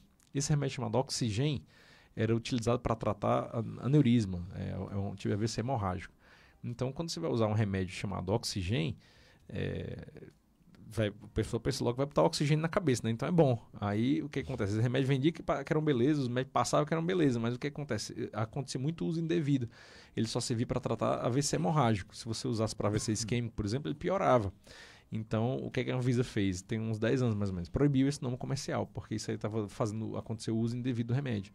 E esse remédio chamado memantina, a marca mais conhecida desse remédio, os representantes vão ficar com raiva de mim, mas eu tenho que dizer a verdade. A marca mais conhecida é chamada Heimer. Então, o dono do laboratório pegou a doença de Alzheimer e criou uma marca chamada Heimer. Então, a pessoa acha assim, eu tenho demência, e todo mundo pensa que esqueceu alguma coisa, doença de Alzheimer, né? Então, eu vou dar um remédio chamado Heimer, porque vai fazer melhorar a doença de Alzheimer. E isso é um problema, porque, na verdade, não é assim. Então, é mais comum eu tirar esse remédio e a pessoa melhorar do que começar e a pessoa não responder, certo? Inclusive, isso é uma dificuldade, porque é uma doença progressiva, uma doença degenerativa, ela fica ao longo do tempo. E para uma pessoa dessa que chega no consultório tomando remédio, você tira, melhora, quando for mais na frente que precisaria do remédio, é uma dificuldade tremenda de você conseguir falar com a família que vai ter que começar aquele negócio de novo. E isso é um grande problema que eu tenho que enfrentar no consultório, sabe? Eu vou pegar um gancho nessa sua fala. Você ainda elogiou o remédio, mas eu vou aproveitar para falar de um remédio que o povo está tomando para o fígado e não serve para nada de fígado. Pode servir para outra coisa, mas para o fígado não. Um tal do Forfig. Se você está tomando Forfig para tratar gordura no fígado, você está gastando dinheiro por uma coisa que não serve para fígado de ninguém. Forfig, nem Figatil, nem Hepatovis, não serve para o fígado. Não tem remédio para o fígado, não tem remédio para o rim, não tem... Tem tratamento do que está fazendo mal ao fígado, do que está fazendo mal ao rim. Não é um remédio que vai recuperar um rim, recuperar um fígado, né? Então não vamos ser bobo, porque às vezes eles botam o nome do remédio bem sugestivo e a pessoa vai gastar dinheiro desnecessariamente, né? A Damiana, nossa ouvinte, nossa amiga, ela parabeniza o tema do programa e diz o seguinte: se ocorre um desmaio, né, após um estresse intenso, teve como causa o estresse. Mesmo assim, deve ser investigado, doutor Henrique? Eita, aí é uma outra pergunta elaborada. O que acontece? Quando a pessoa tem um episódio de perda da consciência, isso para o neurologista é grave, mesmo que a pessoa recupere a consciência depois. Então, você precisa saber a causa do problema. E, igual o Dr. Pérez está dizendo, hoje em dia, cada vez mais, a gente percebe que você precisa tratar a causa do problema. Se por acaso a pessoa teve um evento grave, que é perder a consciência, depois recuperou por completo, isso não quer dizer que o problema é simples. Isso significa que você tem que cair para cima dando uma voadora com 2 pés para resolver a causa do problema cedo e não deixar aquilo ali acontecer e não deixar a pessoa ter outras sequelas. Então, na verdade, quando a pessoa tem episódio de perda da consciência, as causas são diversas. Em especial, doenças do aparelho cardiovascular e também doenças neurológicas. Então, você tem que investigar. Ele diria que se por acaso alguém tem um episódio de perda da consciência, na grande maior parte das vezes, é causado por uma síncope, e a síncope é de origem no aparelho cardiovascular, não é nem doença neurológica em si. Mas a gente tem que investigar. É como ele disse, não é comum você perder a consciência. E aqui no Cariri, eu posso lhe dizer que a gente mora num local meio provinciano, no sentido de ser muito tradicionalista, existirem muitos conhecimentos do passado que são transmitidos, e eu escutava muito isso quando eu estava na faculdade aqui no início, que era a seguinte coisa... fulano ali tem só histeria, fulano ali tem só um problema emocional, foi isso que fez a pessoa desmaiar. E quando eu cheguei em Recife para fazer neurologia, eu levei um cagaço grande no começo da residência. Quando chegou um paciente lá e eu olhei, me parecia na época que era claramente uma doença emocional, sabe? E a doutora Lúcia Brito, que não é do Crato, mas é Brito também, era uma senhora baixinha, e era mais macho que nós tudinho aqui no estúdio, sabe? Valente todo. Aí eu digo, doutora Lúcia, eu acho que esse paciente aí tem uma doença emocional, a gente tem que mandar para o serviço de psiquiatria e tal. Aí ela baixou o óculos, era pequenininha, batia mais ou menos na minha cintura. Aí disse, meu filho, aprenda um negócio para sua vida. Sempre quando você achar que alguém tem um problema emocional, antes você tem que provar que não tem doença física. Isso foi uma lição que eu recebi grande. Então pode até no final das contas fazer tudo e a pessoa saber que era uma doença emocional, ótimo, vai tratar lá, vai ficar bem.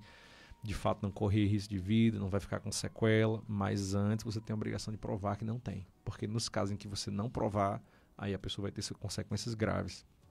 Em outras palavras, o médico ele tem que pensar no pior para no final não ser nada grave, ser o melhor, né?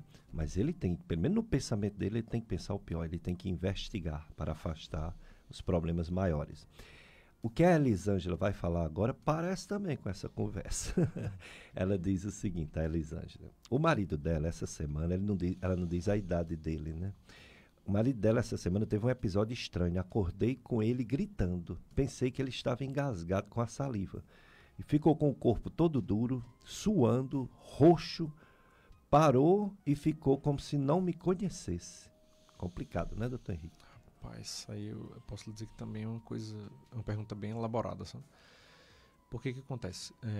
Existem problemas do sono que podem fazer a pessoa despertar de forma confusa. E isso são problemas específicos. E tem tratamentos específicos, são distúrbios do sono.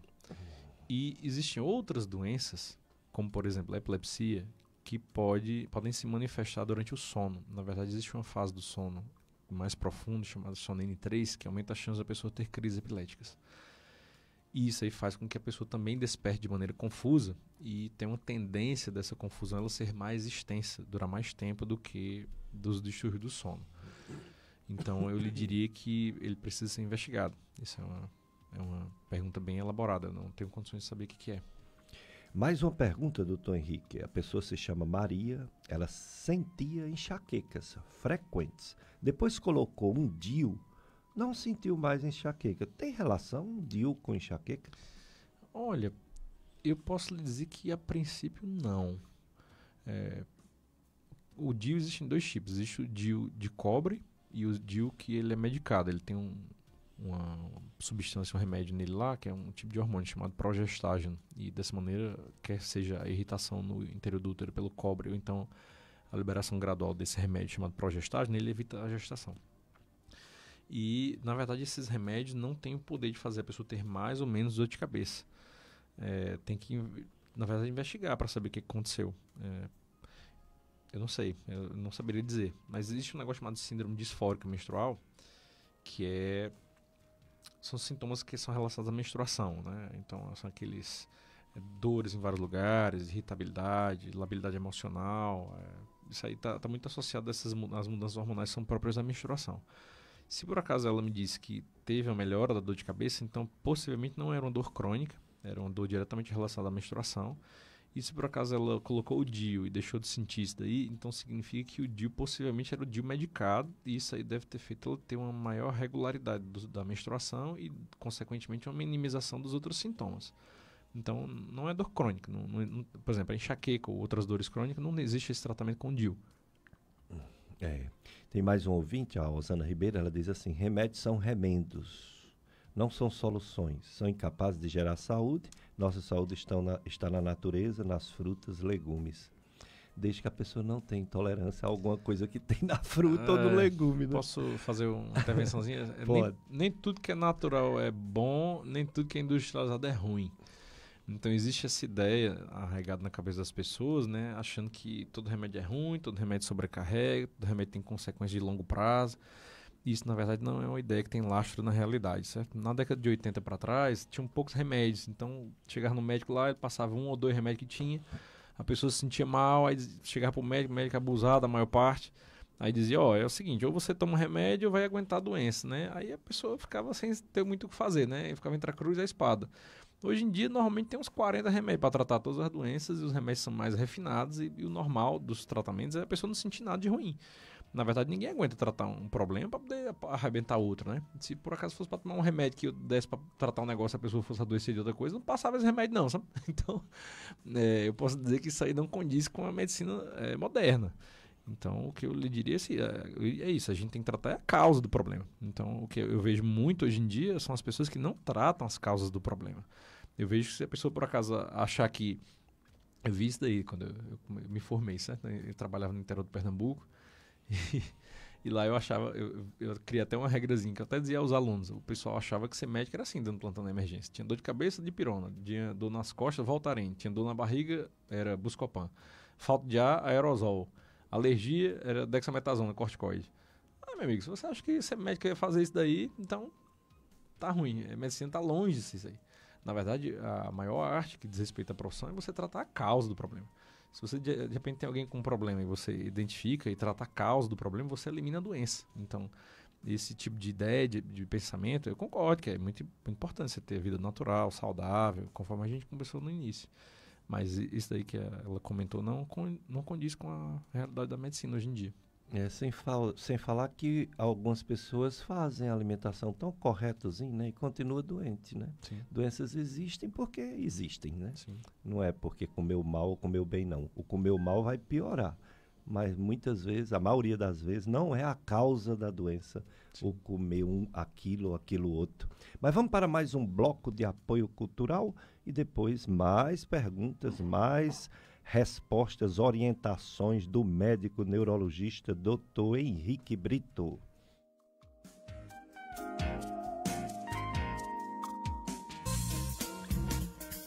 Você está ouvindo na FM Padre Cícero o programa Dicas de Saúde. Apresentação Dr. Péricles Vasconcelos.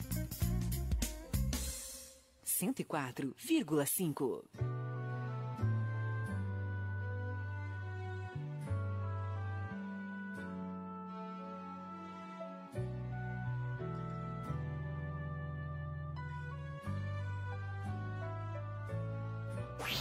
Essas empresas ajudam em nossa missão.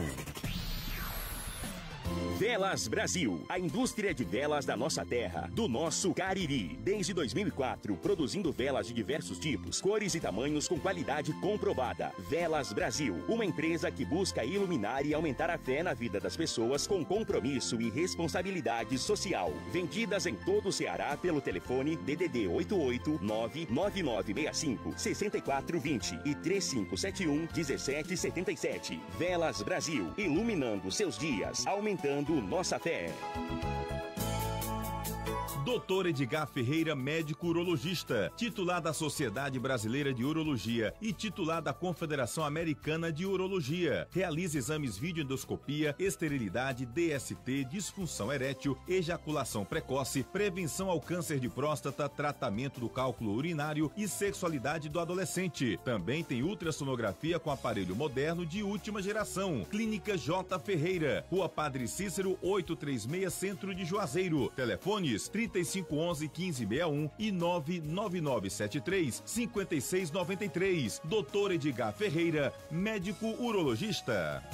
JZ Locações e Turismo. Aluguel de veículos para viagens locais e excursões interestaduais. Contamos com uma frota de ônibus equipados e motoristas capacitados prontos para prestar os melhores serviços. Entre em contato pelos números DDD 88 99908 4607 e DDD 88 99603 3903. Organização Josué Gonçalves. JZ Locações e Turismo. Padaria e Confeitaria Pão Nobre. Trabalhamos com pães para hamburgueria, bolachas, pães integrais, bolos caseiros e confeitados, biscoitos, sobremesas, kit festa, docinhos personalizados, salgados em geral e para eventos. Qualidade e sabor é na Pão Nobre. Avenida Castelo Branco, 3426, Novo Juazeiro, próximo à Igreja Menino Jesus de Praga, Juazeiro do Norte. Instagram, @Padaria e Confeitaria Pão Nobre. WhatsApp, 99937-2058, 99937-2058. Padaria e Confeitaria Pão Nobre.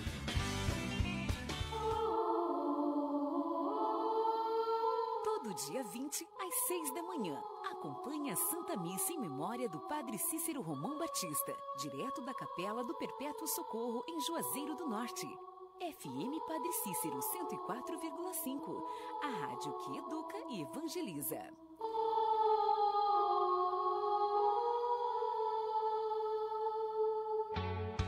Siga a nossa FM Padre Cícero nas redes sociais. @FM Padre Cícero no Instagram e FM Padre Cícero 104,5. Nossa página no Facebook. E você pode ouvir a FM Padre Cícero ao vivo e em qualquer lugar através do site www.fmpadrecícero.com.br. Eduque e evangelize o mundo com a FM Padre Cícero.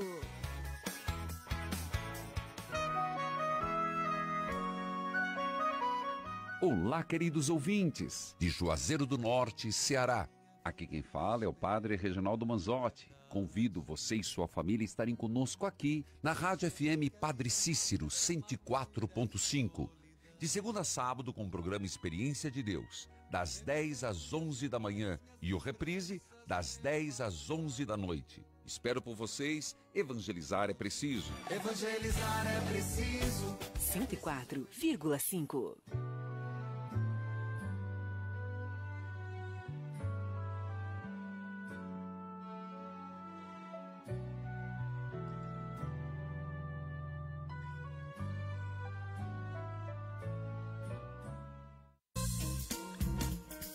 Você está ouvindo na FM Padre Cícero, o programa Dicas de Saúde. Apresentação Dr. Péricles Vasconcelos.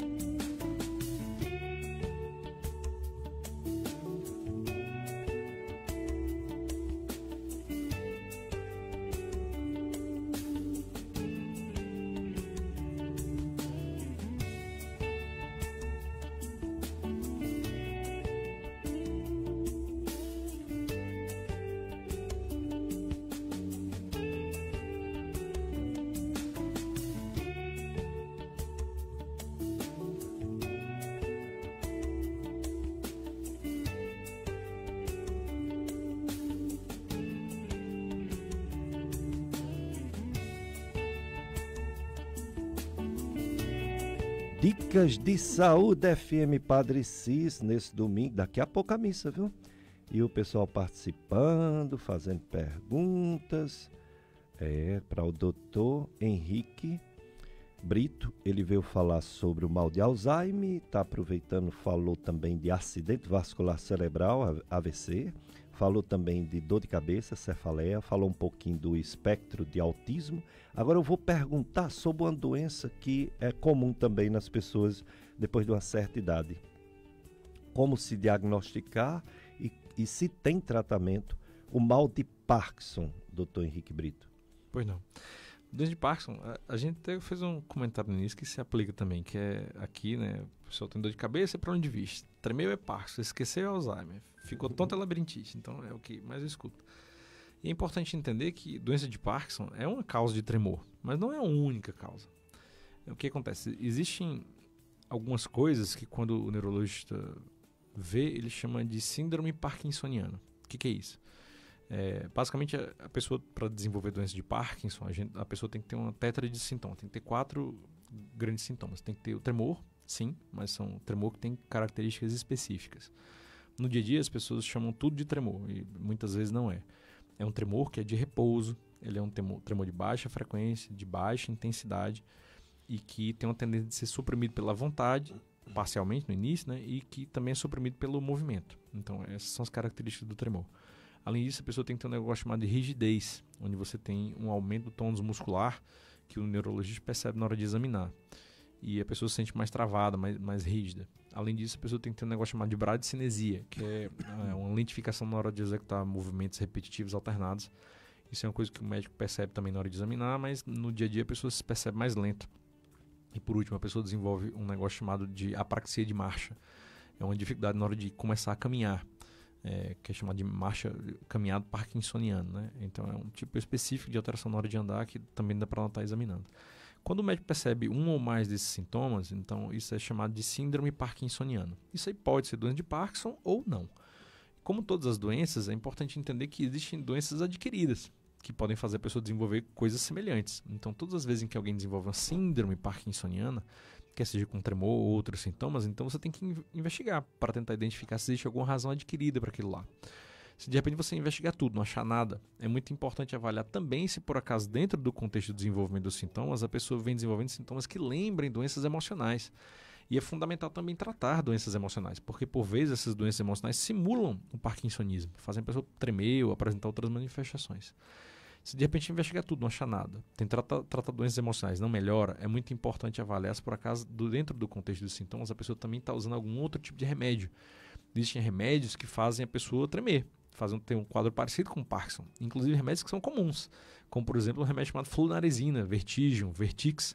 Esses remédios fazem a pessoa tremer que só, sabe? É relativamente comum, você chegar lá e tira o remédio e a pessoa melhora. Se de repente fez todos esses passos e você não conseguiu identificar nada, e a pessoa mantém essa tétrade de sintomas, né? Que é tremor, lentidão na hora de executar os movimentos, rigidez e essa dificuldade na hora de andar, aí sim você pode dizer que a pessoa tem doença de Parkinson. Mas na verdade não existe um exame de você pedir, dar positivo, dizer que é, ou então ele pedir, dar negativo, dizer que não é.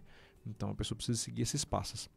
E aproveitando sua deixa em relação a isso daí, é muito importante entender o seguinte: existem remédios para tratar doença de Parkinson que são chamados remédios dopaminérgicos. O mais comum é o Prolopa.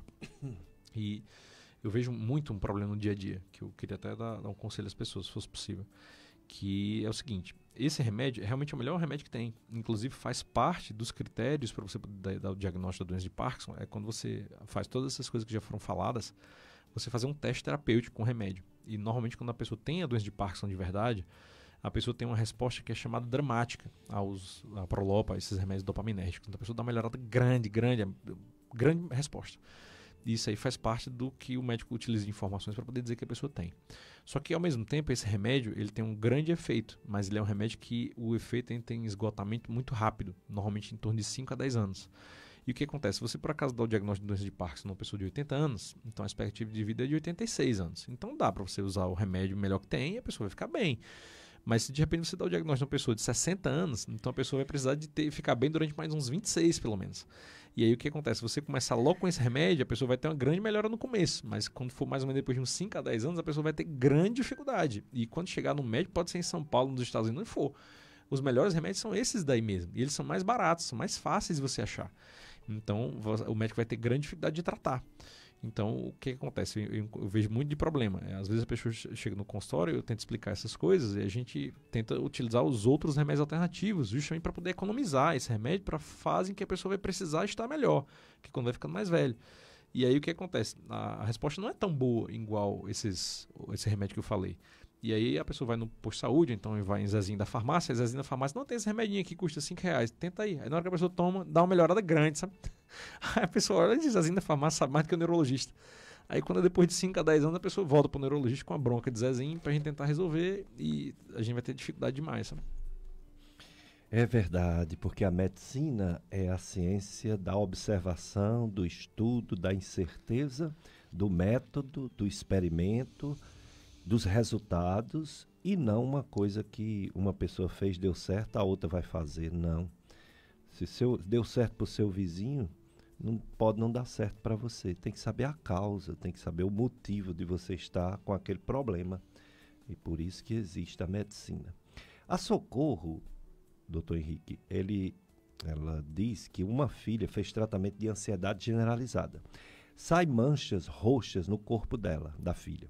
De vez em quando os médicos falam que é da ansiedade, mas ela não acha, a mãe não acha normal. Esses dias um cachorro passou a pata na perna dela e ficou essa mancha, que agora está mais vermelha ainda.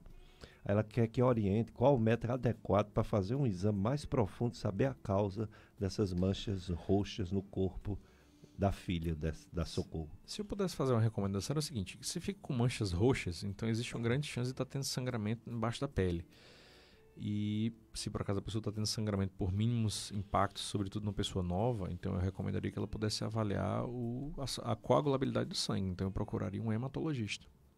Muito bem. E ele vai pedir exames, né, de sangue, porque pelo exame de sangue você sabe todas as células, né, as hemácias, os glóbulos brancos, as plaquetas, é por aí. Então não vamos ficar em casa achando que é só psicológico e ponto final, não. Se for psicológico, tudo bem, mas tem que descartar doenças orgânicas.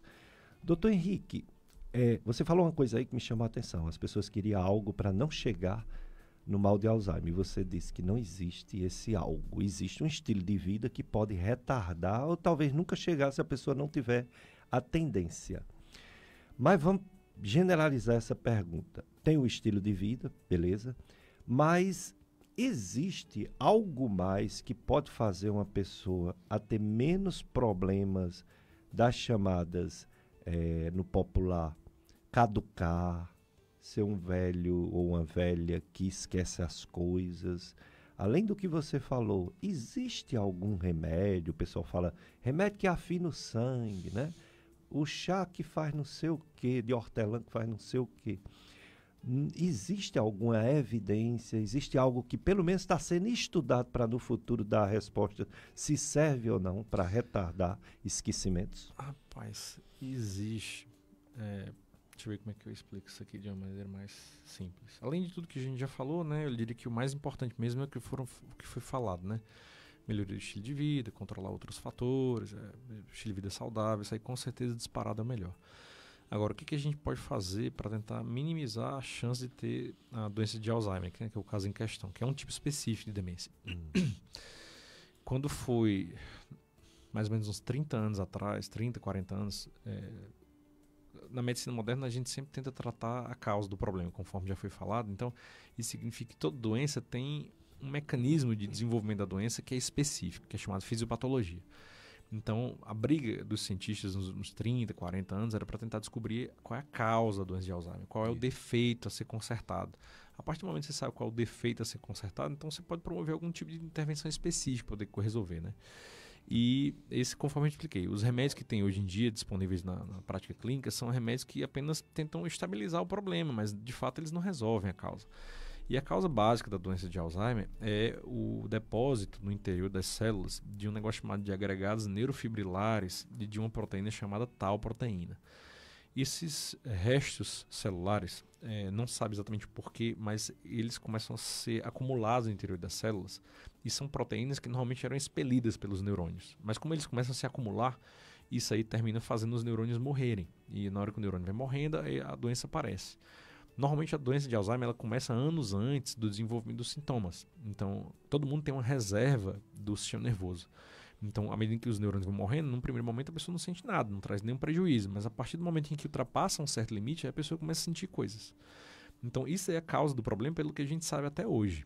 Então, já faz uns 30 ou 40 anos que os cientistas estão tentando descobrir alguma forma de limpar as células. Porque se por acaso, pelo que se tinha de conhecimento, você pudesse limpar as células, então os neurônios não morriam, então a doença não ia acontecer. Então isso aí seria o melhor dos dois mundos. Só que aí o que acontece? Mais ou menos em 2005 a 2010, eles descobriram um tipo de tratamento chamado de anticorpos monoclonais. Isso é um tipo de tratamento com remédio que mimetiza, que simula a forma como o sistema nervoso, o sistema de defesa da gente, o sistema imunológico age. E eles criaram esses anticorpos para eles irem lá no interior das células e eles começarem a eliminar essas proteínas, limpar essas proteínas. E isso aí foi, na época, uma revolução, sabe? É uma promessa que estava perto de resolver o problema e esse conhecimento foi se desenvolvendo ao longo do tempo, até que mais ou menos ali em 2010, 2013, eles descobriram não só um tipo de anticorpo, mas bem uns 3 ou 4. E eles realmente, de fato, conseguiam fazer isso aí. As pesquisas científicas foram avançando, começaram em rato, depois coelho, depois macaco, depois chegou nos seres humanos. Só que o que acontece? Quando chegou na fase da pesquisa dos seres humanos, onde ele abriu para prática clínica, né, que são, os ensaios clínicos são maiores e tal, eles viram que, na verdade, quando você olhava a célula do neurônio no microscópio, ela estava limpa, mas a pessoa não melhorava. Então, a resposta a essa pergunta além do que já foi falado, eu não sei. Então, na verdade, começou o pessoal a se questionar. Por acaso, o que a gente sabia que causava doença, na verdade, não era só a ponta do iceberg, e a causa é outra, que a gente não tem a menor ideia, e isso aí desmancha o conhecimento científico da relação dessa doença nos 40 anos. Ou, de repente, o problema é que a gente está dando diagnóstico muito tarde. Então, como ele disse, não existe meios de você dar o diagnóstico de doença de Alzheimer. Não tem um exame de você pedir, dar positivo dizer que é, ou pedir da negativo dizer que não é. Então, cada vez mais, os cientistas estão tentando buscar outras formas possíveis para descobrir a maneira como a doença se processa, para tentar buscar algum outro tratamento alternativo. E existe uma outra corrente científica que tenta também identificar mais precocemente a doença de Alzheimer em relação ao que a gente consegue hoje. Então, talvez se você pegar pessoas bem no início da doença e você usar esse remédio, você pode botar um pé no freio do problema e não deixar aumentar. Então, eu posso dizer que isso é um desafio. Algumas pessoas, até já me foi perguntado isso há algum tempo atrás, de propaganda que aparece no Google, no Instagram, falando sobre esse remédio. Remédio revolucionário que trata doença de Alzheimer e tal. E esse remédio parecia ser muito revolucionário, sabe? Mas o resultado até agora ele não é tão bom. Então, eu posso dizer que ainda não existe meios de fazer isso acontecer. Agora, para quem já tem a diminuição leve da habilidade intelectual, se você prestar atenção no que foi falado, né? Esses remédios via oral que eu citei, incluindo a memantina, eles só servem para doença de Alzheimer fase média ou fase acentuada. Mas na fase leve, o que tem para fazer? Na verdade, até mais ou menos uns 10 anos atrás, não tinha nada para fazer. Só que aí o que acontece? Começaram a identificar que existem algumas populações de locais mais fechados no Mediterrâneo e que essas pessoas têm incidência menor de demência. E foram identificar por que era aquilo ali, tinha alguns fatores genéticos, né, mas também identificaram que o estilo de vida das pessoas era favorável e possivelmente era o estilo de vida. Tanto em termos de atividade física, vida ativa e tal, mas também a alimentação. Então eles identificaram que existe um negócio chamado de dieta do Mediterrâneo. E essa dieta do Mediterrâneo é com coisas que só tem no Mediterrâneo. Não tem aqui. Então é azeite, vinho, peixe, umas coisas que tinha lá que aqui não tem, né? E aí eles identificaram que essa dieta era realmente além das outras coisas, né, mas era uma grande causa dessa minimização da chance da pessoa ter demência. E aí quando os cientistas foram estudar, e viram lá que era dieta rica em vitamina E, ômega 3 e tal, e identificaram várias coisinhas. E aí começaram a dizer, vamos fazer um estudo científico aqui, vamos dar vitamina E à pessoa, aí não valia nada. Vamos dar ômega 3 à pessoa, não valia nada. Vamos dar isso, não valia nada. Mas aí uma pessoa mais inteligente que nós estudamos chegou e disse, vamos dar tudo de uma vez. Aí quando deu tudo de uma vez, a pessoa melhorou, sabe? Então, para doença de Alzheimer leve, o que a gente tem de opção de tratamento hoje em dia é um negócio que simula a dieta do Mediterrâneo, em termos de algum tipo de medicação, ou se você puder também aderir a essa dieta do Mediterrâneo, que aí eu posso dizer que eu não tenho capacidade técnica de falar sobre dieta, mas é fácil você botar na internet e achar. Mas a substância que tem, quem criou foi a Danone, que é um negócio chamado Suvenaid, é um suplemento alimentar, parece um iogurtezinho que tem na farmácia para comprar. E você usando um iogurte daquele todo dia, tem as coisas lá que dizem respeito à dieta do Mediterrâneo. Às vezes é mais fácil de tomar um iogurte. Tem o azeite de oliva, tem o ômega 3, tem as vitaminas e os minerais, né? Nesse iogurte. Exatamente, são muitas coisas. Eu não saberia dizer. A gente Tem não que ser sabe um passar nutricionista, né? Método não estuda comida. Né? Eu diria assim, você pode procurar um nutricionista, talvez a melhor alternativa seja o natural. Então, conversar com o nutricionista e dizer assim, eu queria fazer uma simulação de dieta do Mediterrâneo. Aí o nutricionista vai dizer o que é que a gente tem aqui que pode, né, agir. E aí eu tentaria isso daí. Ou se por acaso não é possível, às vezes é mais fácil você tomar só um iogurtezinho ali e resolver, né? Só que o iogurte é caro, não é barato, né? Às vezes é melhor você melhorar de comer, né? Comer melhor do que eu comprar uma coisa cara. Para encerrar, doutor Henrique Brito, uma das causas de demência, você falou rápido no começo, de causas adquiridas, né? Por exemplo, traumatismo crânioencefálico. Carnaval, muito acidente, acidente de carro, moto, chega muita gente no hospital regional, nos outros hospitais também com acidentes de moto, de carro, ciclista, tudo. Esses acidentes, dependendo do grau, do impacto, também podem levar à demência, né? Pode. Isso é uma coisa bem curiosa. Porque, na verdade, como disse no início, a neurologia é uma especialidade bem artesanal. Então, muitas vezes, para você dar o diagnóstico do problema, depende mais do que você conversa com o médico examina a pessoa, muito mais do que os exames. E o exame que tem para você poder avaliar a anatomia do cérebro, que a gente tem de mais moderno hoje em dia, é a ressonância magnética. E, para vocês terem ideia, a ressonância magnética, para você avaliar o grau de nitidez, de qualidade da imagem que você vê, ela é avaliada pela potência. Então, a maior parte das ressonâncias de hoje em dia, que são chamadas de ressonância de alta potência, elas têm 1,5 Tesla, que é uma unidade que é utilizada lá. Aqui já apareceu uma ressonância que tem 3 Tesla, então tem o dobro da potência das que normalmente tem. Só que em estudos científicos, para a neurologia, já existem ressonâncias de 7 Tesla. Então, o que acontece? Quando você vai pegando ressonâncias pequenas, antigamente tinha uns 0,25, 0,5 Tesla, tinha uma qualidade de imagem bem baixa. À medida que elas foram aumentando a qualidade, foi aumentando a nitidez, a gente começou a ver cada vez mais outros problemas. E isso aí começou mais ou menos na década de 80, ou foi 90, boxeadores nos Estados Unidos e também jogadores de futebol americano começaram a desenvolver demência. E o pessoal investigava, não conseguia achar nada. Mas viram que a incidência era bem maior nessa população de jogadores e boxeadores do que na população em geral. Então começaram a estudar para saber o que era aquilo lá. E aí, com o advento das ressonâncias de maior potência, foi possível identificar que a pessoa desenvolvia cicatrizes bem pequenas e que não apareciam nessas outras. Então, os exames que a gente tem hoje em dia disponíveis na prática clínica, eles não têm a capacidade de avaliar esse tipo de problema. Mas a gente sabe que episódios de concussão, que é você perder a consciência, todo mundo já ouviu falar em concussão. É aquela perda da consciência que você vê em filme, novela, a pessoa está com um coronhado na cabeça, desmaia, daqui a pouco levanta e volta ao normal. Então isso é chamado de concussão. É o tipo de traumatismo craniano mais leve que tem. Então, esses episódios de concussão, eles são fatores de risco para desenvolver demência. Então, se você leva um knockout no boxe, então você é jogador de futebol, bate a cabeça ali, perde a consciência, jogador de futebol americano, então isso aí aumenta a chance da pessoa ter demência. Da mesma forma que o uso de bebida alcoólica. Então, o uso de bebida alcoólica em quantidade excessiva, mais do que 2 long necks por semana de cerveja, ou mais do que uma dose de destilado, ou uma taça de vinho por semana, isso está associado a maior risco de desenvolver demência. Então, nesses exames, você consegue identificar o surgimento de cicatrizes, de marcas no cérebro que antes você não poderia ver. E isso aí, na verdade, é a causa do problema. O tratamento nesses casos aí é não sofrer mais nocaute, não sofrer mais concussão, interromper a bebida alcoólica, porque você bota um pé no freio do problema e através de outras estratégias você tenta fazer melhorar.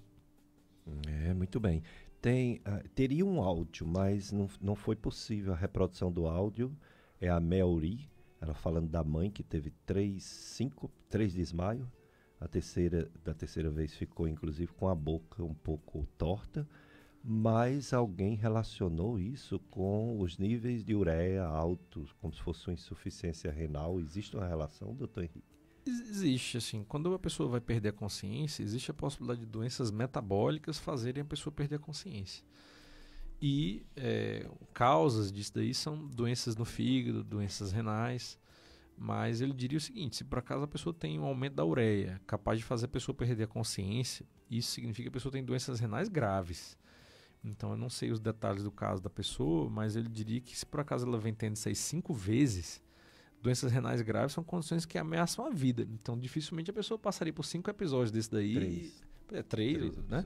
E ninguém ia descobrir que tinha uma doença renal. Eu acho essa história meio estranha, assim. Eu diria que tinha que investigar. Exatamente. Quero agradecer, doutor Henrique Brito, por sua participação no Dicas de Saúde de hoje. Conto com você futuramente, viu? Para voltar aqui para falar sobre essas coisas tão importantes. Obrigado, viu? Ô, professor, muito obrigado, agradeço demais e eu fico à disposição também, espero poder ajudar, contribuir de alguma maneira e eu fico à disposição. Que bom, né? Foi muito proveitoso. Obrigado, Carlos Eduardo, sempre conosco aqui. E você, ouvinte, viu? Muito obrigado pela audiência. Vocês vão ficar agora com a transmissão da missa, Santuário Sagrado Coração de Jesus. Próximo domingo, se Deus permitir, estará um neurologista, aliás, um hematologista e uma fisioterapeuta. Eles vêm falar sobre a leucemia, que também tem o fevereiro laranja, se eu não me engano, sobre essa doença, esse câncer no sangue chamado leucemia.